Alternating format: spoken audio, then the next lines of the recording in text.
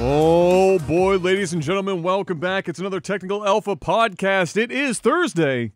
It is Thursday. December the 19th. God. We are inside a week of Christmas. Jeez. I haven't wrapped shit. I don't wrap stuff. I was still looking for presents before I came here for a couple of people, and some stuff that I haven't even gotten to mail out. Just not going to show up for Christmas. Great. Just not going to happen. Great. It'd be one of those things where I write in the cards like, this is probably more like a Merry New Year.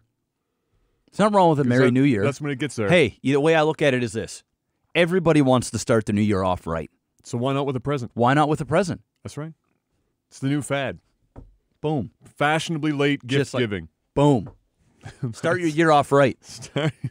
Start Order off shit right off with Amazon like 5 days before Christmas. $15 gift and a beat-up package delivered by Canada Post. Hell yeah. It's another Tech Alpha podcast. We've got another great show for you today, guys. We've got the Game Awards happened at the end of last podcast. Yes. So we do have that stuff to talk about at the very least. I just recognize that. Let's see here. I'm going to do this, and then this. There we go. Boom. Technical Alpha. On the fly. Just like that. We got the technology. That's thank you Microsoft. When you have the same login on two computers, it tries to keep your wallpaper the same across all of them. Yeah. And since your name is on both of the computers in this household, that happens. What are you going to do? What can you do? What can you do? First world problems. It is a first world problem. Yeah, it happened at the end of last show, so we're going to be spending some time obviously talking about that. Yep. But first, Jeff, the most important news of the entire week. Are you ready for it? I'm ready. What is it? PewDiePie's taking a break from YouTube for a month. Ooh. That's it. That's all I got. Just everyone else is talking about it. I thought I'd just toss it in there. I saw PewDiePie tweet out something about CNN saying that he quits YouTube or... Well, every headline that you'll read,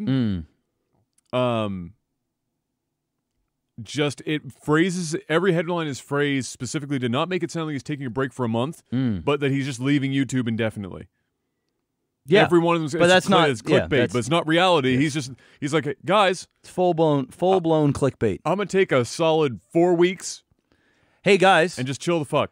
I make millions and millions of dollars a year for the last God knows how many years. Several. I am extremely rich. Yes, and I'm talking like we're just filthy. We're just like we're at the point now where who knows? PewDiePie might be worth like $40-50 million. Probably which somewhere close to that, I would say. I would say. Yeah.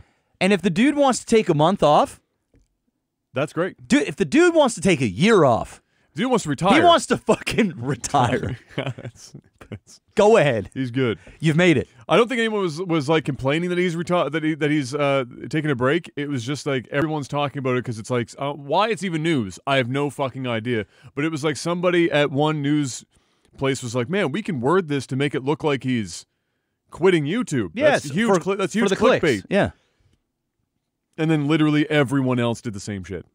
And so I thought I'd hop on that bandwagon.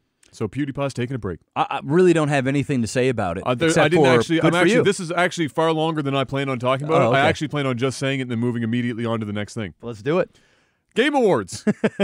Actual news. Actual news. I'm going to guess that your week was another week. Yeah, you just finished writing a track. You just released one. Yeah. Another track happened. You were in a little bit of a musical mood this week. Yeah. So drop down that. And what else did I do this week? I feel like I'm missing something that was like semi-important. Maybe not. I off the top of my head, I can't think of anything that I've seen you mention. Can't be all that important then. I basically spend every waking hour of the last several days trying to both fix computers that Windows updates broke. Shoutouts to Windows for the updates. And then discovering that for reason, well, we're not technically sponsored by them, but you are. Who? Elgato. Oh, okay. Yeah. The capture card? Yeah. Well, you don't like it? It actually doesn't. It actually, like, if there was a way for them to say that their card does something, and technically, you know when somebody's technically right about something, but in reality it's like they're wrong, but they're technically right. Mm-hmm. That's what Elgato is with their 4K 60 Mark II. Okay. I don't want to get into a. One of Adam's hyper. No, I'm not. No. I'm not going crazy with it. I'm just saying that I actually just had to spend 3 days figuring out why things weren't working the way they were, and as it turns out, that's what it was. Okay. I spent. I literally, my eyeballs are fucking mush right now. All right. From Great. doing it. We did it. You made it happen, though. No, actually didn't. I found workarounds, and I'm going to have to figure out something else later on. It's going to cost me more money. Well, then get fucked. That's all I can say to you. It's just get fucked. That's all it is. And that was my entire week, literally. That's all I did was try and fix shit. Wow. For like a week. And the week before literally Christmas, too? Did nothing. Did not get anything else, so that was friggin' exciting. Game Awards. As I mentioned, they happened literally after, 2 hours after we ended the podcast last week. That's when the Game Awards happened. That seems to be the par for the course now. Everything's happening on Thursday, right after this podcast. So we've got some stuff to talk about. The first thing that I'll toss out here is that this was the biggest year for Game Awards ever in terms of viewership. I actually think also, I watched the whole thing live. I actually think it was also infinitely better than previous years in terms of the pacing. In the previous years, it was like there were times where it was like Jeff Keighley standing on a weird, awkward podium, reading off awards as fast as humanly possible, and it was just awkward. And like the people coming in and off camera, there was no pacing at all. Mm-hmm.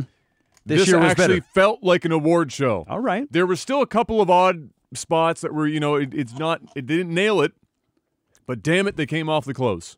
Okay. And it actually felt like an award show for once, which was nice.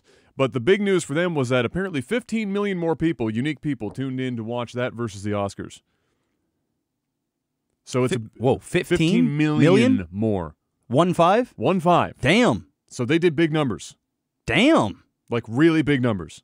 That's a lot. That's a lot. That's a lot. I didn't think that kind of viewership was at the Game Awards, or maybe it's just gotten like bigger and bigger every year. Well, it has. I mean, we're like 7 years deep. We're like 3 or 4, I think, with this iteration of it.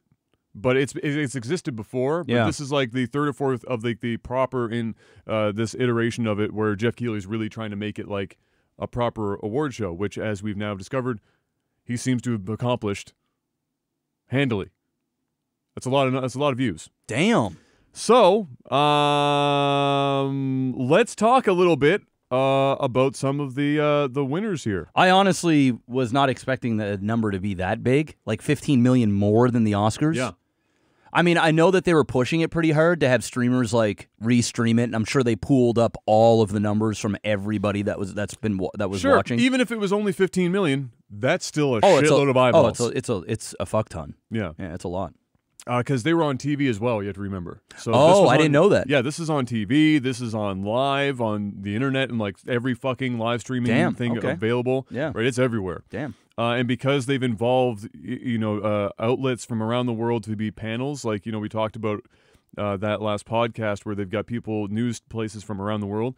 People from around the world are watching it. It's like the global award show. It's not just like the Oscars are like just for like North America, basically, and then fuck everyone else. It's like the Game Awards is like properly trying to make something that's global and seemingly doing pretty well. Sweet. So good for them. Yeah, it did really well. So the big one right off the rip that kind of took me by surprise, if I'm going to be honest with you, is that the game of the year went to Sekiro. Shadows Die Twice. That's one of the really? It's like the Souls. I've played it. Yeah. Not a bad game. Game of the year? But game of the year, in my opinion, might be a bit of a stretch. Dude, I would be put honest to God. Like, I haven't played Control.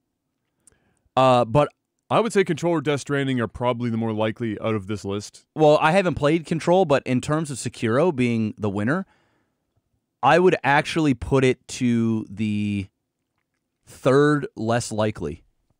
Yeah. It would be it would be my 3rd pick on this list. Like my one would go to Death Stranding. So I'll just for those who can't see this, I'll read the 6. Yeah. So the 6 that they chose from were Sekiro, Control, Death Stranding, Resident Evil 2, the remake, and Super Smash Bros. Ultimate, and then The Outer Worlds, which I have something to talk about that's fucking weird to me. But yeah. Okay, go ahead. I mean, I would have put for me, once again, I haven't played Control, but I've heard great things about it. Yeah. So I would be putting Death Stranding as Game of the Year, simply because of how big the game is and how much talking and critically acclaimed or critically hated it was. Yeah. It seems like one of those type of Oscar. It is definitely a bit of Oscar baity. If there was a game that was Oscar bait, that's it. It's a Hideo Kojima game. Exactly. So I would have put them first. I probably would have put Smash Bros. Second.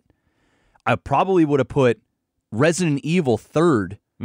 Outer Worlds, Control, Outer Worlds, and Death Stranding. Or it could be the last three could be switched any which way because I didn't play Outer Worlds or Control, so I don't know. You don't necessarily have to play them. I mean, you can tell generally speaking by how the gamers, like actual gamers, are reacting to games and how the critics are reacting to it. To have a rough idea anyway of what you'd expect. Yeah.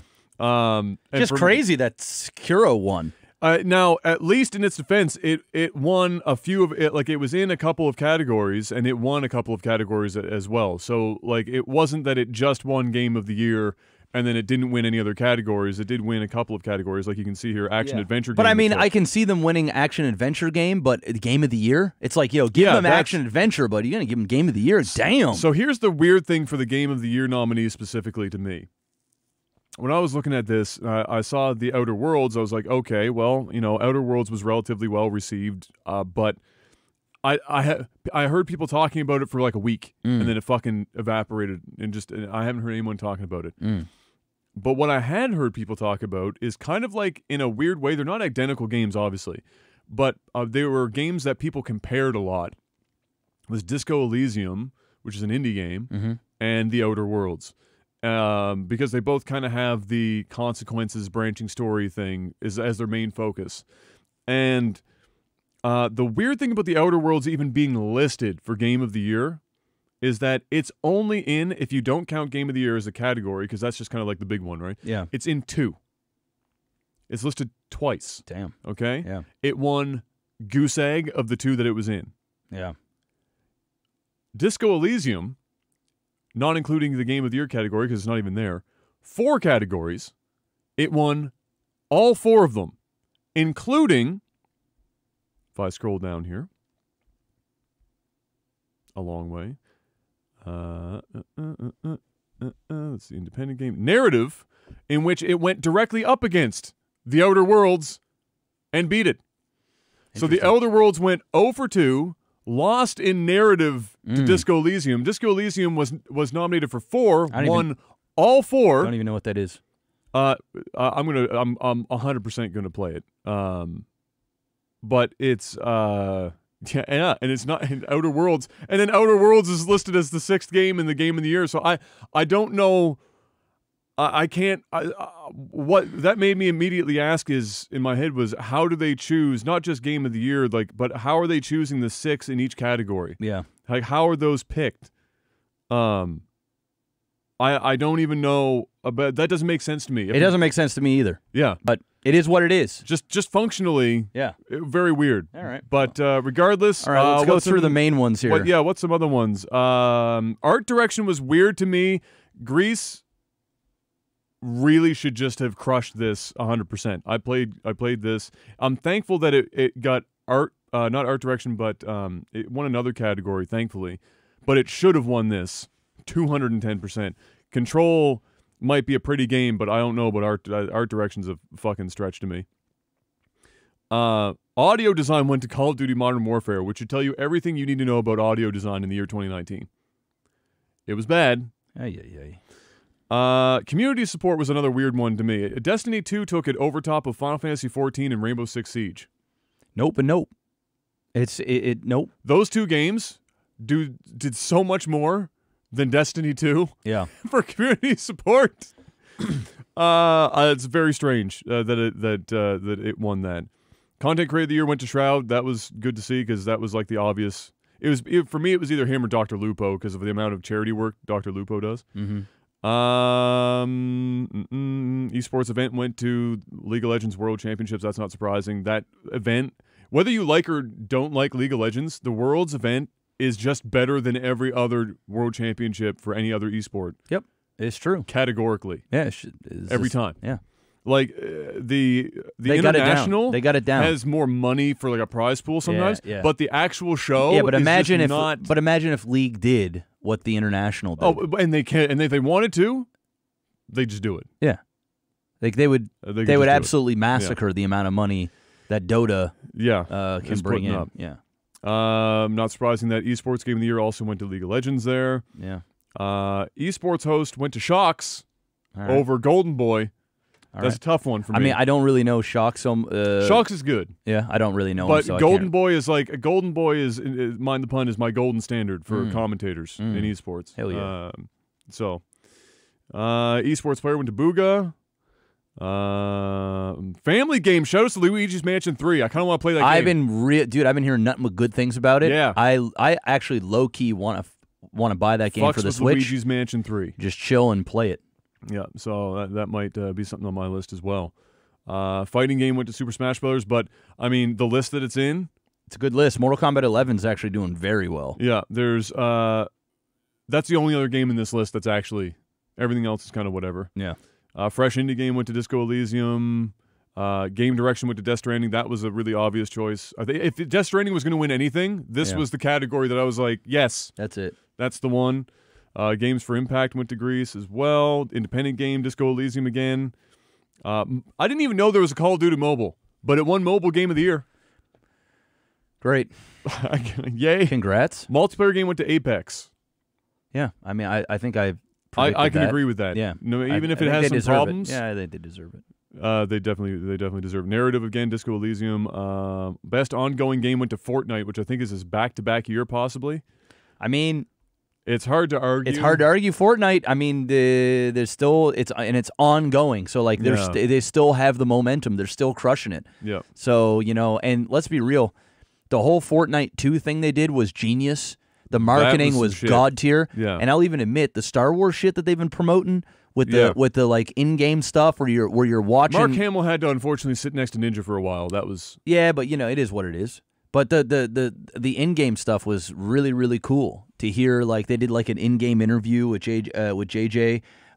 They had like big cutscenes where you could see like the Millennium Falcon just flying around and shooting. Dude, it was like they're smart, dude. They bring it. They've got like worldwide events that happen, and it's in-game, and it's really cool. Yeah, and they can draw these outside of gaming brands because the player base is so huge that even if the brand looks at it and goes, well, it's gaming, we don't really mess with the gamer category. It's like, well, there's so many people, it just doesn't matter anymore. You just put your brand in there, and you're going to get in front of a bajillion people, tens and tens and tens, and the perfect demographic, right? And if you make it fun and engaging.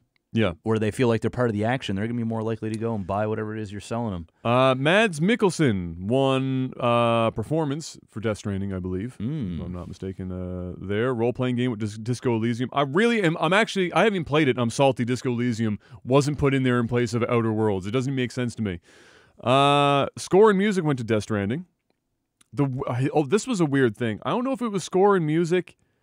I think it was, but I think they put that in the pre-show.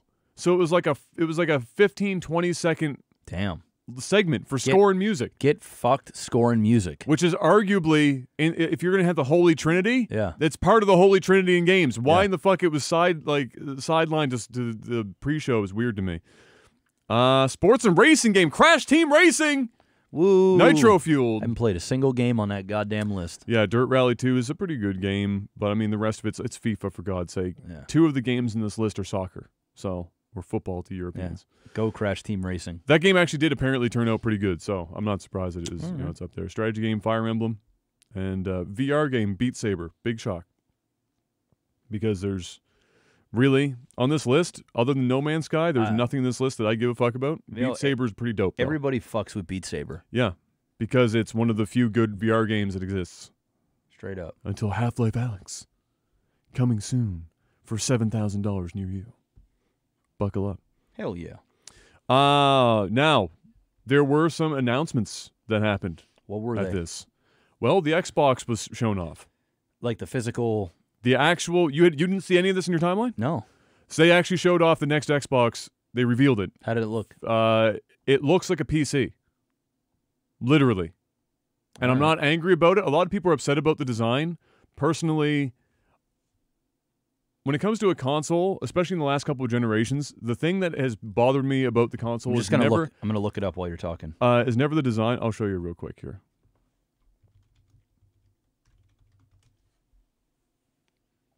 Oh, I did see this. Yes, I did see it. You would have seen it. Yeah, I saw it. Yeah. So, has never been how it's looked. Yeah.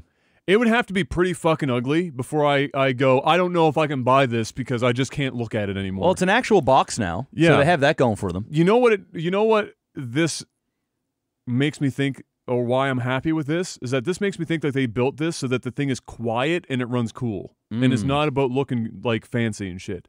It's got a big ass grill at the top. How tall is that? Well, here's the thing. They were smart. They put the controller next to it, right? So you can take if you took an Xbox One controller, 2.5 of them. it looks like, I mean, the perspective's a bit weird. I'd say it's 1.25 wide, maybe a little less, Yeah. and maybe 2.5 tall. It's Yeah. not that big. No, it's a small. It's a pretty small box. Yeah. It's honestly, it's probably about the height of this. Yeah. Of the it's- monitor. Yeah, it's really not big. Yeah. And they've confirmed it plays sideways as well, so if you want to put it sideways, you can put it sideways. It's like having like one of those little speaker pills, Basically. except a box-shaped one. It's a box shape. Yeah, rectangle. You can see it's got the massive vents here at the top, and it's got one big-ass fan that's venting. Sweet. So the nice thing about having a big-ass fan, you know what that means? It's quiet. Because it doesn't have to spin as fast to I cool actually it. fucks with this look. I think it looks fine. Yeah, I actually think I think it looks good. It almost reminds me of like a subwoofer. It's good. Well, that's what I thought Yeah. when I looked at it. I said, you know what? People are bitching about it, but they're bitching about it because they're going to put this next to the fucking 1990s old ass wood thing that they pulled out of a friggin' secondhand store. They're running a CRT monitor on top of. But this in a modern entertainment system looks sleek. is going to match Yes. everything else. Yes, it's nice. Whether and I it's your think speakers that, or and I otherwise. also think it's going to match stuff for the next 5 to 7 years. So Yes, it's gonna exactly. it's gonna hold its look. It's like people wanted it to be like some sort of spaceship No. fucking looking thing. No. I actually don't want that. You know what I don't want? The PS5 dev kit. I don't want an Alienware Xbox. No. It's just got a little green light that's at the top here in the middle that's like a soft glow green in the Great. grill. Great. And that's all. That's Yeah. it. That's it. That's I the want show. it quiet. Yeah. I want it working, I want it to run cool. and I want it to run cool. And that's what this looks like it's going to deliver. So, thumbs up. I don't even care about Xbox. I probably won't even own this thing, but it does look nice. Yeah, it looks really good. Yeah. As far as I'm concerned, anyway. The name, however, is getting people a bit confused. I don't like the name. So here's the thing: when old Philly went up on stage and he gave his spiel, they were just talking about this one specifically, which is the Xbox Series X, and they only referred to it as the Xbox Series X. So everyone just assumed that the next Xbox full name was the Xbox Series X, but that's not the case. I didn't see it that way, but I can see why the layperson or somebody who didn't stop for a couple of seconds and think about what that might mean would think that. The real thing is they're actually just calling it the Xbox. So it's almost like a refresh. There are different SKUs. So the Series X is the top performing Xbox. Okay. And then my guess is you're going to have a Series S. That'll be a step below that. And then maybe, and if they don't do that, if they don't have 3 SKUs, if it's only 2 SKUs, my guess is it will be S, D, or E. I don't know what they're going for, but S makes sense because they've used S. What in the about past. S and S Plus? Well, I don't think they're going to do pluses like phones. But I think you're going to get a Series D or E, D, E, or S, but D or E for digital only. So they have a digital-only console now, so no disk drive, no nothing. You download all your games. Nah. And it saves you $50 to $60 on the console. I'll pay the $50, $60. Yeah, that's fine. But for lots of other people, they're like, fuck it, I'll go with that. And I'm then, going to keep it real. And this is no disrespect to anybody, What? but if you can't afford the extra $50 to buy a brand new console, you probably shouldn't be buying the a lot of brand new people console. look at it less about that and more about unless they download their games and they're Yeah. like, well, fuck. And a lot of people do now, right? Then sure, but I mean, if you penny pinching and you trying to get in day one on a motherfucking brand new Well, Xbox, what some people look at it like is they'll buy the console and then the $50 or $60 if they download, let's say, the vast majority of their games. then it's worth it. Then they get that, and Yeah. then An extra especially game for or a something. parent, they Yeah. buy a game on day one. They get an extra game. Right? That makes sense. So they've got that SKU. is my guess. Either E for Essentials or D for Digital, and then they're going to have the X, obviously, and then maybe the S if there was going to be 3 models. That doesn't account for... Like, the way they're positioning this, it makes it hard to guess as to whether or not we're going to have, like, let's call it an XS. Yeah. Where 4 years into the life cycle, like in this last generation, they get the Xbox One X, like we have now, but for the next generation. Yeah. But the way they're positioning it is it looks like maybe that's not their plan, but it's hard to say because I don't even know what you would do with the naming convention. Like the Series XS, the Series X, Triple X. Yeah. Like where do you go from there? So I would say that's my best guess is that we're going to have 2 or 3 SKUs. X is at the top. Maybe you get a mid-tier one, and then you're going to get the digital-only version, which is no disk drive. Just download all your shit. You're done. The other thing about having the disk drive, too, is and why I can save some money is that the Blu-ray drives. So for those that want to watch Blu-rays through their Xbox or whatever, then that's it. It's also why it drops the price so much is because the Blu-ray drive is not cheap. Not at all. No. So especially when you're licensing it from your competitor. They're gonna make you pay. Sony, they're gonna make you pay. So so that happened. How crazy would it be if they're like, you know what, bro? You actually can't have it under any circumstance. How crazy would that be? That would be rough. I'm not even sure if legally they could do that. That's what I was thinking. Like, are they allowed to deny? That might be a not a non-compete, but that might be like a like, how crazy would it be? Is like, bro, your console will never play a Blu-ray. Like, okay, I'll just use HD DVD. Dude, that would kill them, dude. That would fucking balls, kill them. So, anyway, that got announced. That was the really big one. And then there were several games that got announced, one of which we're going to talk after this. I'll talk about it a little bit after this, or just take a little peek-see at it. Little peek-see. I like a little peek-see. We can also show you... Well, actually, you know what? I can just show you this trailer. I didn't plan on it, but you know what? Makes sense. Did you ever hear about the game Hellblade? No. Okay, so it was made by one of the smaller studios Microsoft bought after they came up with this game. Okay. But it was Ninja Theory, I think is the name of them. They are making the sequel to that game. Now, the original was already graphically really fucking impressive. And then what they did for this is that for the reveal of the Xbox Series X, they wanted to show if you use damn near everything this console was capable of, what it would look like. So they did it in-engine real-time environment. Now, it's like a real-time cutscene. It's not like the gameplay would look like this, but it shows what the console is capable of in a real-time environment. And it looks... it's Uncanny Valley because it's so fucking good. Damn. All right. Is this what we're talking about? I'll give... So, yeah. So all I'll right, give well, let me fucking see it. Let's stop hyping it and let's fucking watch it. Hyping me up too much. Let's see...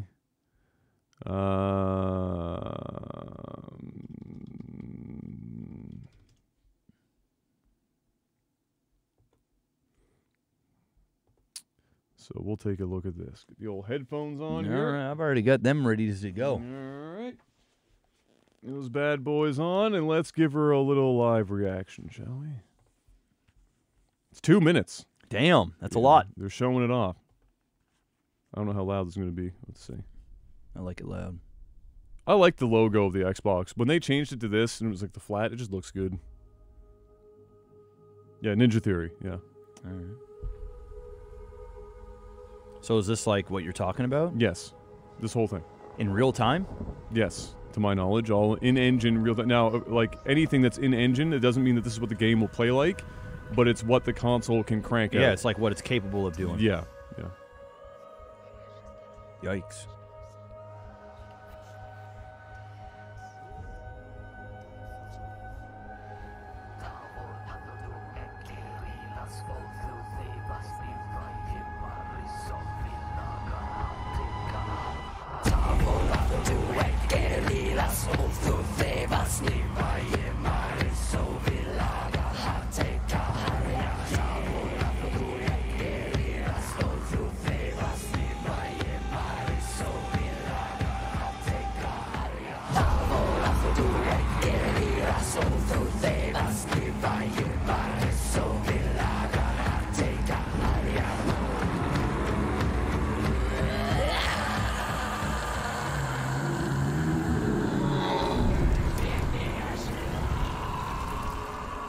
fucking weird.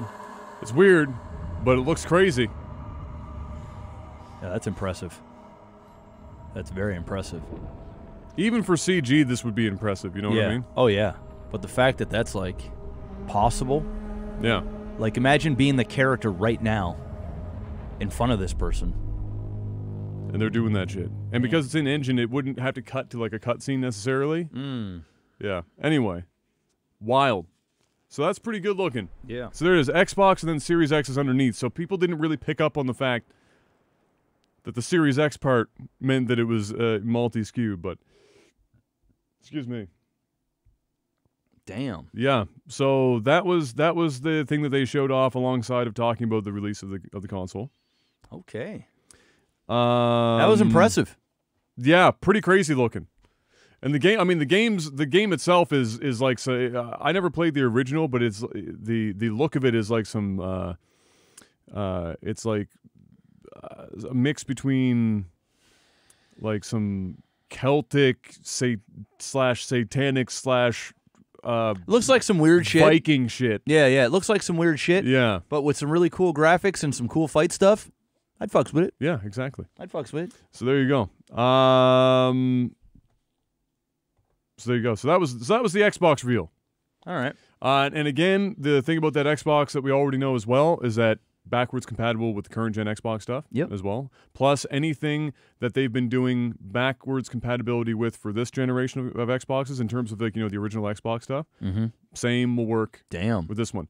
So if it works on the Xbox One or Xbox One X, it's working on that's cool. The Series X. All right. So next up, we did get something out of PS5. All right. But it wasn't the console. Damn. We saw a game before the console, which was a little weird to me. That seems like putting the cart before the horse. A little bit.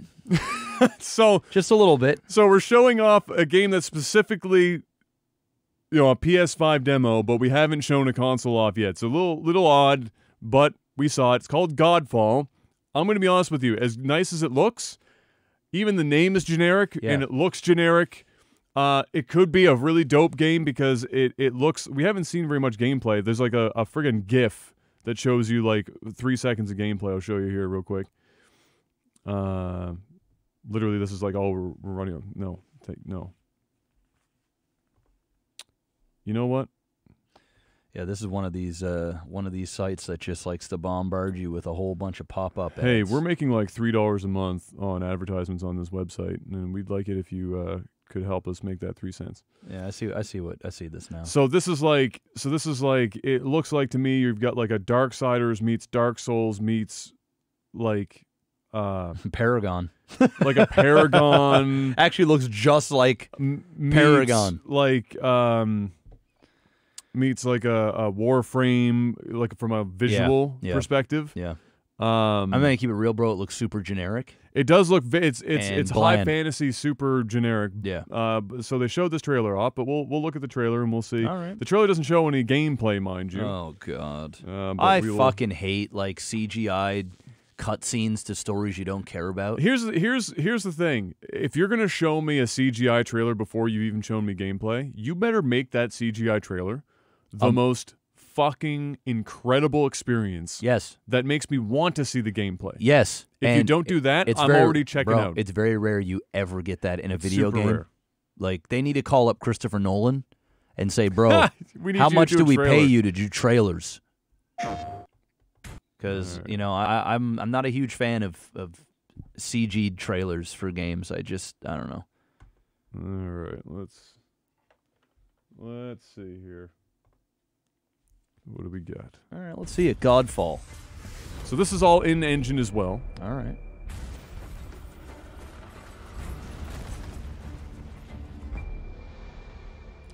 Not really feeling the intensity. I'm going to keep it real. Very quiet, too. It is quiet. Maybe that's the reason. I don't know. No, we're maxing on volume there. All right, it's all good. Don't worry about it. Like, this just looks generic. And honestly, graphics-wise... It doesn't look that great graphics-wise. That's something that I'd see right now. Honestly. Like, odds are the effects that they can put on are probably better. Like, there's going to be some lighting that's going to look better, like on the armor and shit. But it's not blowing me away. It doesn't look like a huge leap forward graphically. Just to start the apocalypse. Deadly, right in our way. Doesn't even Bad sound voice like. acting. Oh my god. Sounds like he came straight out of fucking Call of Duty. That's a little better. That voice. Yeah, that was better. Guy doesn't sound like a god. Or maybe these are gods that are falling from the sky. Godfall. It's a big nope from me, dog. I'm just gonna keep it real. That's like if okay, so it could turn out to be Fine. a perfectly Like, good and then game, you put right? PlayStation 5, dude. No, this Yeah. is not what. This is not. This is not the okay. This is not the coming out party Again, you want to have, if bruh. If you're gonna show off the power of your console before you even show the console at all, Yeah. you do what Xbox did. You Yeah. show the console, Yeah. and then you get your in-house guys to go, all right, give us 2 minutes of as much as this console can provide you, Yes. and we'll show that. Like they should have showed us that game in a Yes. demo clip with 5 other games, like very quickly, like moving Something. through, like Godfall, fucking blah blah blah, Yeah. fucking Eat Your Mom's Asshole, and like all the different games, and just show me like 20-second clippets. I don't need. To be honest, Eat Your Mom's Asshole might actually be a better game than Godfall. Sounds like it. Can I see the topics? Yeah, yes. Thank you. I'm gonna need them myself. There you go. So there you go. It could turn out to be a perfectly good game. It looks like a game that at best it's going to hit like a 7 out of 10 if they get everything right. Because it just looks so generic. If your game is going to be that generic, you need to absolutely nail Yes. almost everything because nothing else is carrying it. It looks generic. It sounds generic. You know, everything else about it is just run of the mill. So you're going to have to do like the combat's going to have to be incredible. Mm-hmm. The boss fights or some shit's going to have to be really epic. There's going to have to be some major set pieces. But right now, it just looks like another, like, you wouldn't call it AAA, I'd call it A. It's like an A game. I wouldn't even give it that? Is this not another B movie? It's a B movie, bro. All right. It's a B movie. Hey, you never know. It could be a John Wick, right? It could be. Could come out of nowhere and just take you by surprise. Could be a John Wick. Boom. There you have But it. it looks like that game that you talked about the other week, that you've played the playthroughs of, with a dude with the sword and shit. It's like a monster or whatever it is. You're blowing my mind right now that I can't Somebody in chat figure out what you're saying. I'm pretty sure it's a monster. Or maybe it's not a monster. It's like a knight dude. Big knight. A big knight dude. I don't know. It reminds me of that game. Like Darksiders. Darksiders. That's what I said. It's a mixture of like Darksiders and shit. Yeah, That's like it. Except they don't have Mark Hamill on as a voice actor for one of the characters. No, they have some other dude that sounds like he came from a C game. Probably not. Going, yeah. Yeah. Yeah, that maybe looks no, like a maybe god. no voice acting at all in that Yeah. would have been better. Yeah. Just have the crazy Probably. music and Just have show the me, monster like, make noise. Hydra coming out of the sky. Yeah. And we're good. Anyway. So yeah, it wasn't the game so much as it was just weird to me that they were showing a game and like slow revealing PlayStation 5. Yeah. Like I'm On supposed one, to be a excited. game that didn't look all that good, Yeah. and then 2 is if I was supposed to be excited when I haven't even seen the console yet. All I've seen at a PlayStation 5 is one of the ugliest dev kits of all time. Yeah. And that's it. We don't know if it's backwards compatible, and if it is, we don't know to what degree. We have almost nothing on PS5. And then this is the first taste. If we get this run of the mill high fantasy game, Yep. that looks like it could just come out today and look that good on the Xbox One X.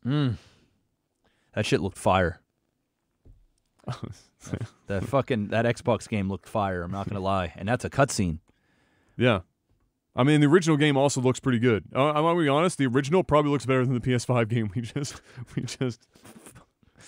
we just saw there. More, though, that we got that wasn't from the show, so we're kind of done with, for the most part, the show stuff at this point. There were some funny bits. Dr. Bunsen Honeydew and Beaker from the Muppets did an entire segment. I saw that. That was some funny shit. That's funny. And I really want Untitled Beaker Game as a DLC to Untitled Goose Game because I think that shit would sell like hotcakes. Like the whole internet was like hashtag Untitled Beaker Game after that shit. They should probably do it. Otherwise, yeah, show went over well. Can't complain about it. Reggie came out. Good old Reggie. Out of retirement, came out on stage, gave a banger speech because it's Reggie. Reggie knows how to talk, and yeah, it was a good time. So For me, in general, thumbs up. This is the first Game Awards where I'm going to give it a thumbs up, at least from a production standpoint. Yo, it looks like it went well. Way better. Yeah, it looks like it went well. Orders of magnitude better than before. To the point where it's actually it's starting to look like super professional and like a legit thing that people can look forward to every year. Yes, exactly. Which is like Jeff Keighley's wet dream. Yeah. So good on him. All the power to him. Sony has confirmed they're working on backwards compatibility for PS5, PS4 to PS4. That doesn't sound great. Sony, you know what you I want to just hear it's backwards compatible. Bro, I don't want to hear we're working on it. You want to know what I want to hear? I want to hear that it's fully backwards compatible from PS1 all the way to PS5. That was a little bit more difficult. I would just be like, oh my God. To the point where if they wanted to get crazy and have two different drives, fucking one up there and one down there, bro, I'd be like... Well, here's the thing. The last time they tried to do that, they did it with the PS3, and then it cost them too much money, and they had to completely change the PS3. And that's the other thing about the PS3 as well, is that one does not simply emulate PS3 games because of the cell processor. Yeah. You don't go back. Yeah. That one is for all backwards compatibility. That is off the grid. Put a second drive in the bitch. Put two drives in there. Not just two drives. It'd be two drives, two entire motherboards, two different processors. Hell yeah. Let me see it. Let me see a PlayStation. Make it happen. Let me see a PlayStation. Yeah, PlayStation Now is a thing, but it's PlayStation Now. You know what they talked about PS Now because Xbox's Azure stuff is coming up now, like in terms of the cloud gaming and all that shit. And PlayStation was really kind of first to market with all this stuff, and they haven't capitalized on it at all. They've just kind of been. It's just kind of been in the background. They haven't promoted it very much. They haven't talked about it in any major way. They haven't really, like, it's not like they've been putting games out and like blasting it at people like, hey, check this shit out. Look at what we're doing over here. Nobody else is doing this shit. Yeah. It's just kind of being there. And so it's their loss. It's their loss. Yep. Just, they could have had my money. Had some more coming. Speaking of controller functionality, which I didn't speak of because Godfall is apparently going to be, using some of the new controller features for the next PlayStation. Some new controller features. DualShock 4 is getting a back button attachment thing that kind of makes it look like a bastardized N64 controller. Oh. You ready to see it? This is a video. Yes. I'm going to explain to you all about it, I think. I mean, you're going to show me regardless, so. That was actually rhetorical. Oh, okay. But for the podcast... What? No, I'm not ready to see it, Adam. Well, too damn bad, Jeff! Fuck. Because we're going to see it anyway. All right. We just get this up here. PlayStation is dying, not even close, and we're going to get to that later in the show, trust me. Dude, PlayStation's crushing it. PlayStation is actually, just a spoiler alert for later in the show, PS4 is literally, lifetime sales, double of the next closest. It's actually so far from death. It might actually be, it might actually show up in Godfall as a god. Just PlayStation just coming out from the clouds. I'd play that game more than Godfall. I'll tell you that much. All right, here we go. Hey, we're still doing this weird like house music thing. PS1. Back button attachment, Jeff, easily attaches to any DualShock 4 controller. 2 programmable back buttons, kind of like the Elite controller for the Xbox. Map up to 16 different functions, Jeff. It has an OLED display on the bottom of this fucking thing. But why?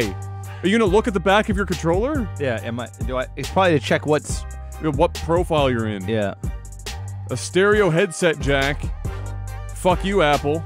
Elevate your competitive play. That's right.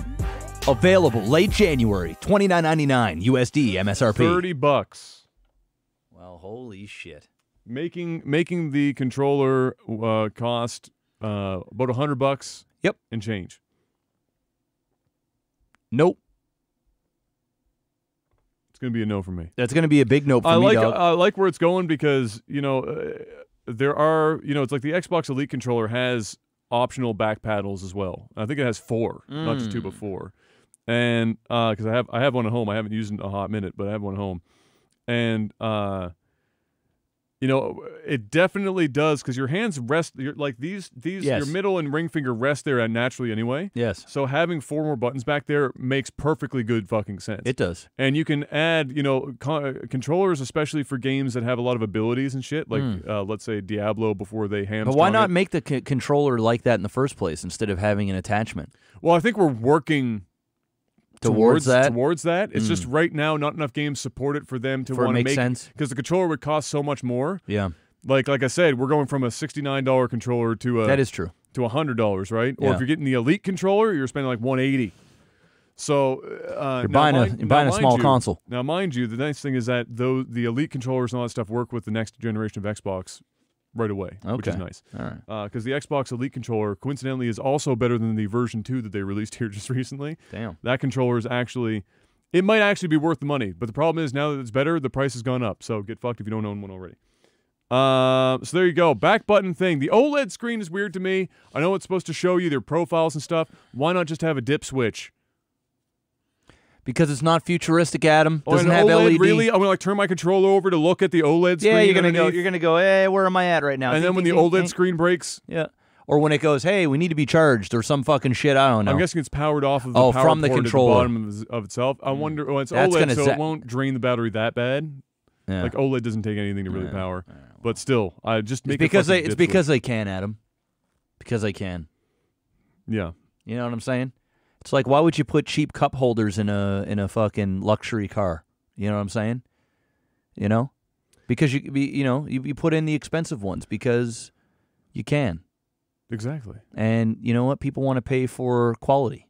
They want to feel like when they turn on their PlayStation. Have you ever held an Xbox Elite controller? No, I've never held an Xbox One controller. That's good because I'm not a big fan of the Xbox One controller. The shoulder buttons are garbage. It's not a great controller. I still prefer the 360. But the Elite controller, that shit is the Lamborghini, the Ferrari of the controller world. There is no better controller on earth than the version 1 of the Xbox Elite controller. Period. It's not even. It's not subjective. It's actually objective. And if you disagree with me, you're wrong. There you go. It's built like a fucking tank. Everything is like metal and like this incredible. You know how you pick something up, it feels fucking premium. This shit feels premium. It feels like you could kill somebody with it. Like you get angry enough at a game, you want to throw the controller, it'll be fine. Yeah. But if somebody breaks into your house and you need a quick weapon, it's heavy enough to do the job. Damn. Just bludgeon them to death. Damn. Yeah. All right. And you can do it with 4 back buttons if you so choose. Hell yeah. All right, what do we got next? Let's see here. Get rid of those 2 trailers. Resident Evil 3 back in the news a little bit as it continues to stuff slowly come out over the weeks here. While the Resident Evil 2 remake set out to be as faithful to the original as possible, which it pretty much nailed in every respect. Yes, it did. The producer for Resident Evil 3 remake has come out and said that the remake will be different from the original, and in some cases, the story elements may be dramatically changed in the hopes of making the characters more interesting. No. So, love it or hate it? Resident Evil 3 Come on, man. Just give us... is not getting the same remake, kind of love as RE2 You know what? was. You know what? If there's one publisher, developer that I'm going to give them benefit of the doubt to not fuck this up. Capcom? For what they're doing with Resident Evil. Well, they I'm didn't, gonna- they didn't fuck up 2 because they stuck to They didn't, Resident Evil 2. They didn't fuck up 7. I No. liked 7 a lot. And No. that game did very well. But 7 was also not remaking a game and then changing a bunch That of is shit. true. But Yeah. like I said, if I'm going to give them a benefit of the doubt, Yeah. I'm going to go ahead and give Capcom it. Capcom has been With- doing very well for a while now. So They burned me here, though. I'm going It's to a be little rough. I'm going to be salty, yeah, especially with how good Resident Evil 2 is, knowing that we could have gotten yeah, what we've got with Resident Evil 2 for 3. makes it even. It makes would it's make like it salt on the wound. I'd be very salty. Yeah. Now I'm not going to lie. It will be nice to play something and not know what Little fresh, exactly. if Yeah, there's little some something. mix it in. I'm okay with that. Yeah, But when I hear the word drastically, it's a drastic word. I get nervous. All right, I get very nervous. All right, so True. Capcom also made 5 and 6. yeah, but you know what? We don't talk about 5 and 6. We don't. 1, 2, 3, 4, 7. That's it. And the remakes. All right, that's what we talk about. That's true. That's it. 5 and true. 6 did not happen. QuickTime events died a long time ago. Yep. We don't talk about those games. We didn't commit genocide in Africa. No, we didn't. We don't talk Definitely about didn't do that. it. No. We did not. I'm telling you right now, no. 5 and 6 did not happen, guys. So we never even talk about Chris that. Redfield never saw a single needle of HGH. Never. Not one. No. And he certainly didn't super punch a boulder coming out of a volcano or whatever the fuck that was. Didn't happen. That definitely didn't We don't happen. talk about that. We don't talk about that So shit. we'll see what happens. Yeah, that's very true. So in speaking about the PlayStation definitely not being dead, Video Game Charts has the worldwide estimated hardware sales for the last week and then the lifetime sales. So I thought, given we're up at the end of the year, Let's why do it. not do a little recap? So global hardware sales estimates for this week, up to from the 7th to 14th, basically. So a little earlier than today. Mm-hmm. Just under 1.4 schmil for the Switch in a week. That's a lot. That's a lot Jesus of consoles. Christ. They sold $1.4 million in a week? No, 1.4 million consoles. Or sorry, that's what I meant. Consoles in a week. Yeah, yeah. Jesus. I mean, it is Christmas time. It's holiday season. But, oh, my God. PlayStation 4, 471,000. Oh, my God. Xbox One, I'm 289. That's seeing the PS Vita. that's rough. I'm seeing the Oh, PS yeah. Vita. I'm seeing the PS All right, 3DS, 17,000 units. The PS Vita, bringing it home. 47 units. Oh, my God. 47 units? I want to know where they're finding Global. the PS Vitas to buy. Bro, those are secondhand off Kijiji and Craigslist. 47 global. Dude, if this isn't a dead console, I don't know what is, bruh. I don't even know if there's enough margin for error in 47 to be estimating, but there you go. Dude, 47. Yeah. Oh man. Yeah. Yikes. So that was globally. That's a big yikes for me, dog. The numbers really don't change all that much, depending on where you are. However, so the interesting thing is that the one region that the Xbox outsold the PlayStation was in the Americas, which includes U.S., Canada, Latin America, where it sold 218.7K for the Xbox and 198.8 for the PlayStation.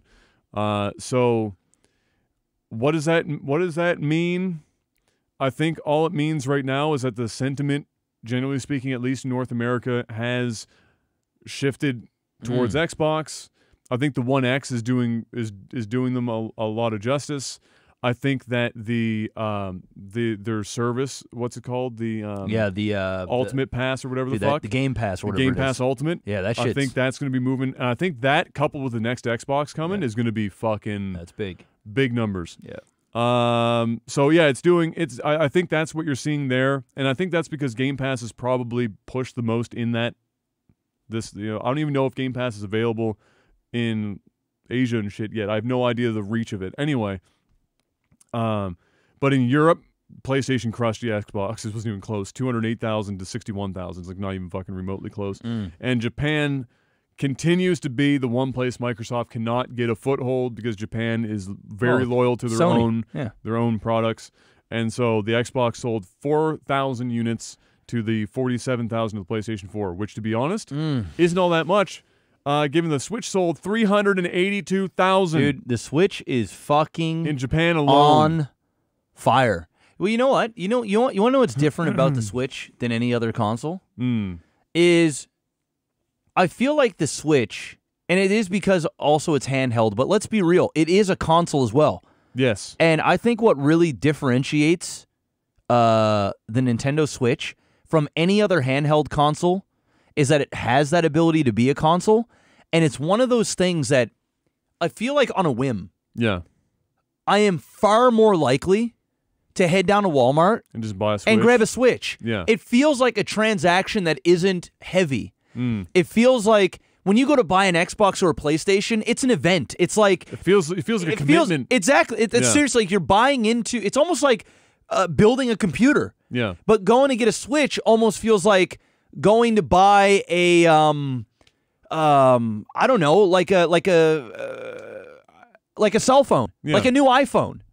You know what I mean? It feels like it's something that I can. It feels like something that you're going to use daily versus something that sits in your living room. Yeah, and not only that, I just think like the mentality behind it. Yeah, it's different. It's mobile.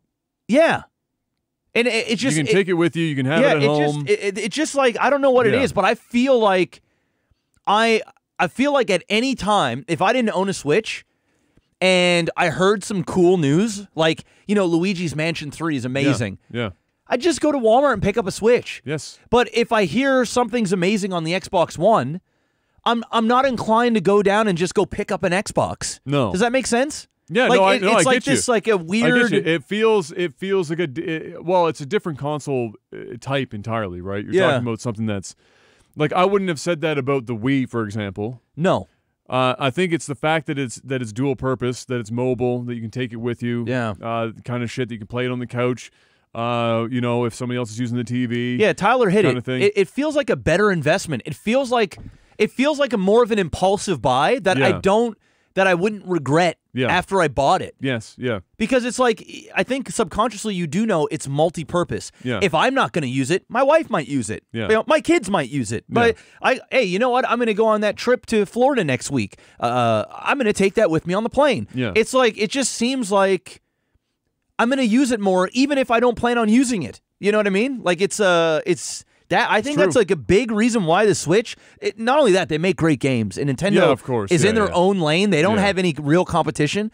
But I mean, man, I almost feel like I'd buy a second Switch before I buy an Xbox. Like honestly, just to have another one in the house. You know what I mean? Like if for example, I was using my Switch and Kayla's like, I really want to use the Switch, or Kai gets a little older, I want to use the Switch, Dad, I want to use the Switch. I'd be like, you know what? Fuck it, I'll just go buy you one. Yeah. But if it's an Xbox, like, no, I'm not going to go buy another Xbox. yeah. You know, it is weird. It's weird because it does feel like it feels. I think it's because it's a handheld as well. It makes you feel like you're buying a handheld that conveniently plays on the TV. Yeah. Instead of it being a console that conveniently you can take with you. Yeah. I think that's been one of their smarter marketing things is that you don't see them market the Switch very often in. They do, but not as they market it more in a handheld mode than they market it as a dock. Yeah, and I think that's smart because smart. What it puts in your mind is that it makes you feel like you're buying a handheld versus buying a console, and I think that's why it feels different to you versus buying an Xbox or a PlayStation, and it feels less like a heavy investment because they're framing it like a handheld that just so happens to dock to a TV. Yeah. Instead of a console makes sense that you can take with you. Yeah. I think that's a smarter marketing move. But just from that, it does make you feel like an impulse buy. Like you could impulse buy a 3DS. Yes. Right? Very quickly. So that's I think the same idea. Well, there it is. Same idea. Yeah. Switch is crushing it, dude. Switch is fucking crushing it. So let's go over, before we move on, let's go over the global lifetime estimated on these bad boys because we got them here. Whew. Keep in mind, the Switch has been out for almost half as much time as PlayStation and Xbox when we say these numbers. So I'll start at the top. PlayStation 4 is at... Actually, you know what? I'm going to save that one for last. I'll start from the bottom. PS Vita. You know what? I'm actually kind of impressed. It's just shy of 16 million lifetime. I'm impressed they even got that far. I looked at that number and I had to do a double take. I thought it said 15,000. I was like, okay, that would have been funny.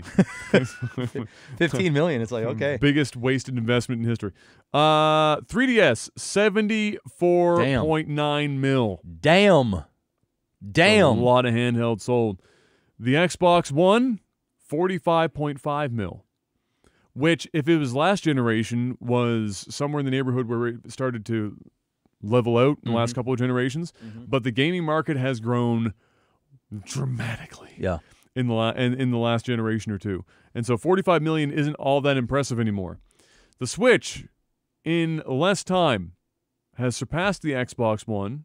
Is now at 47.3 million. Jesus, and it's been out for like fucking 3 years.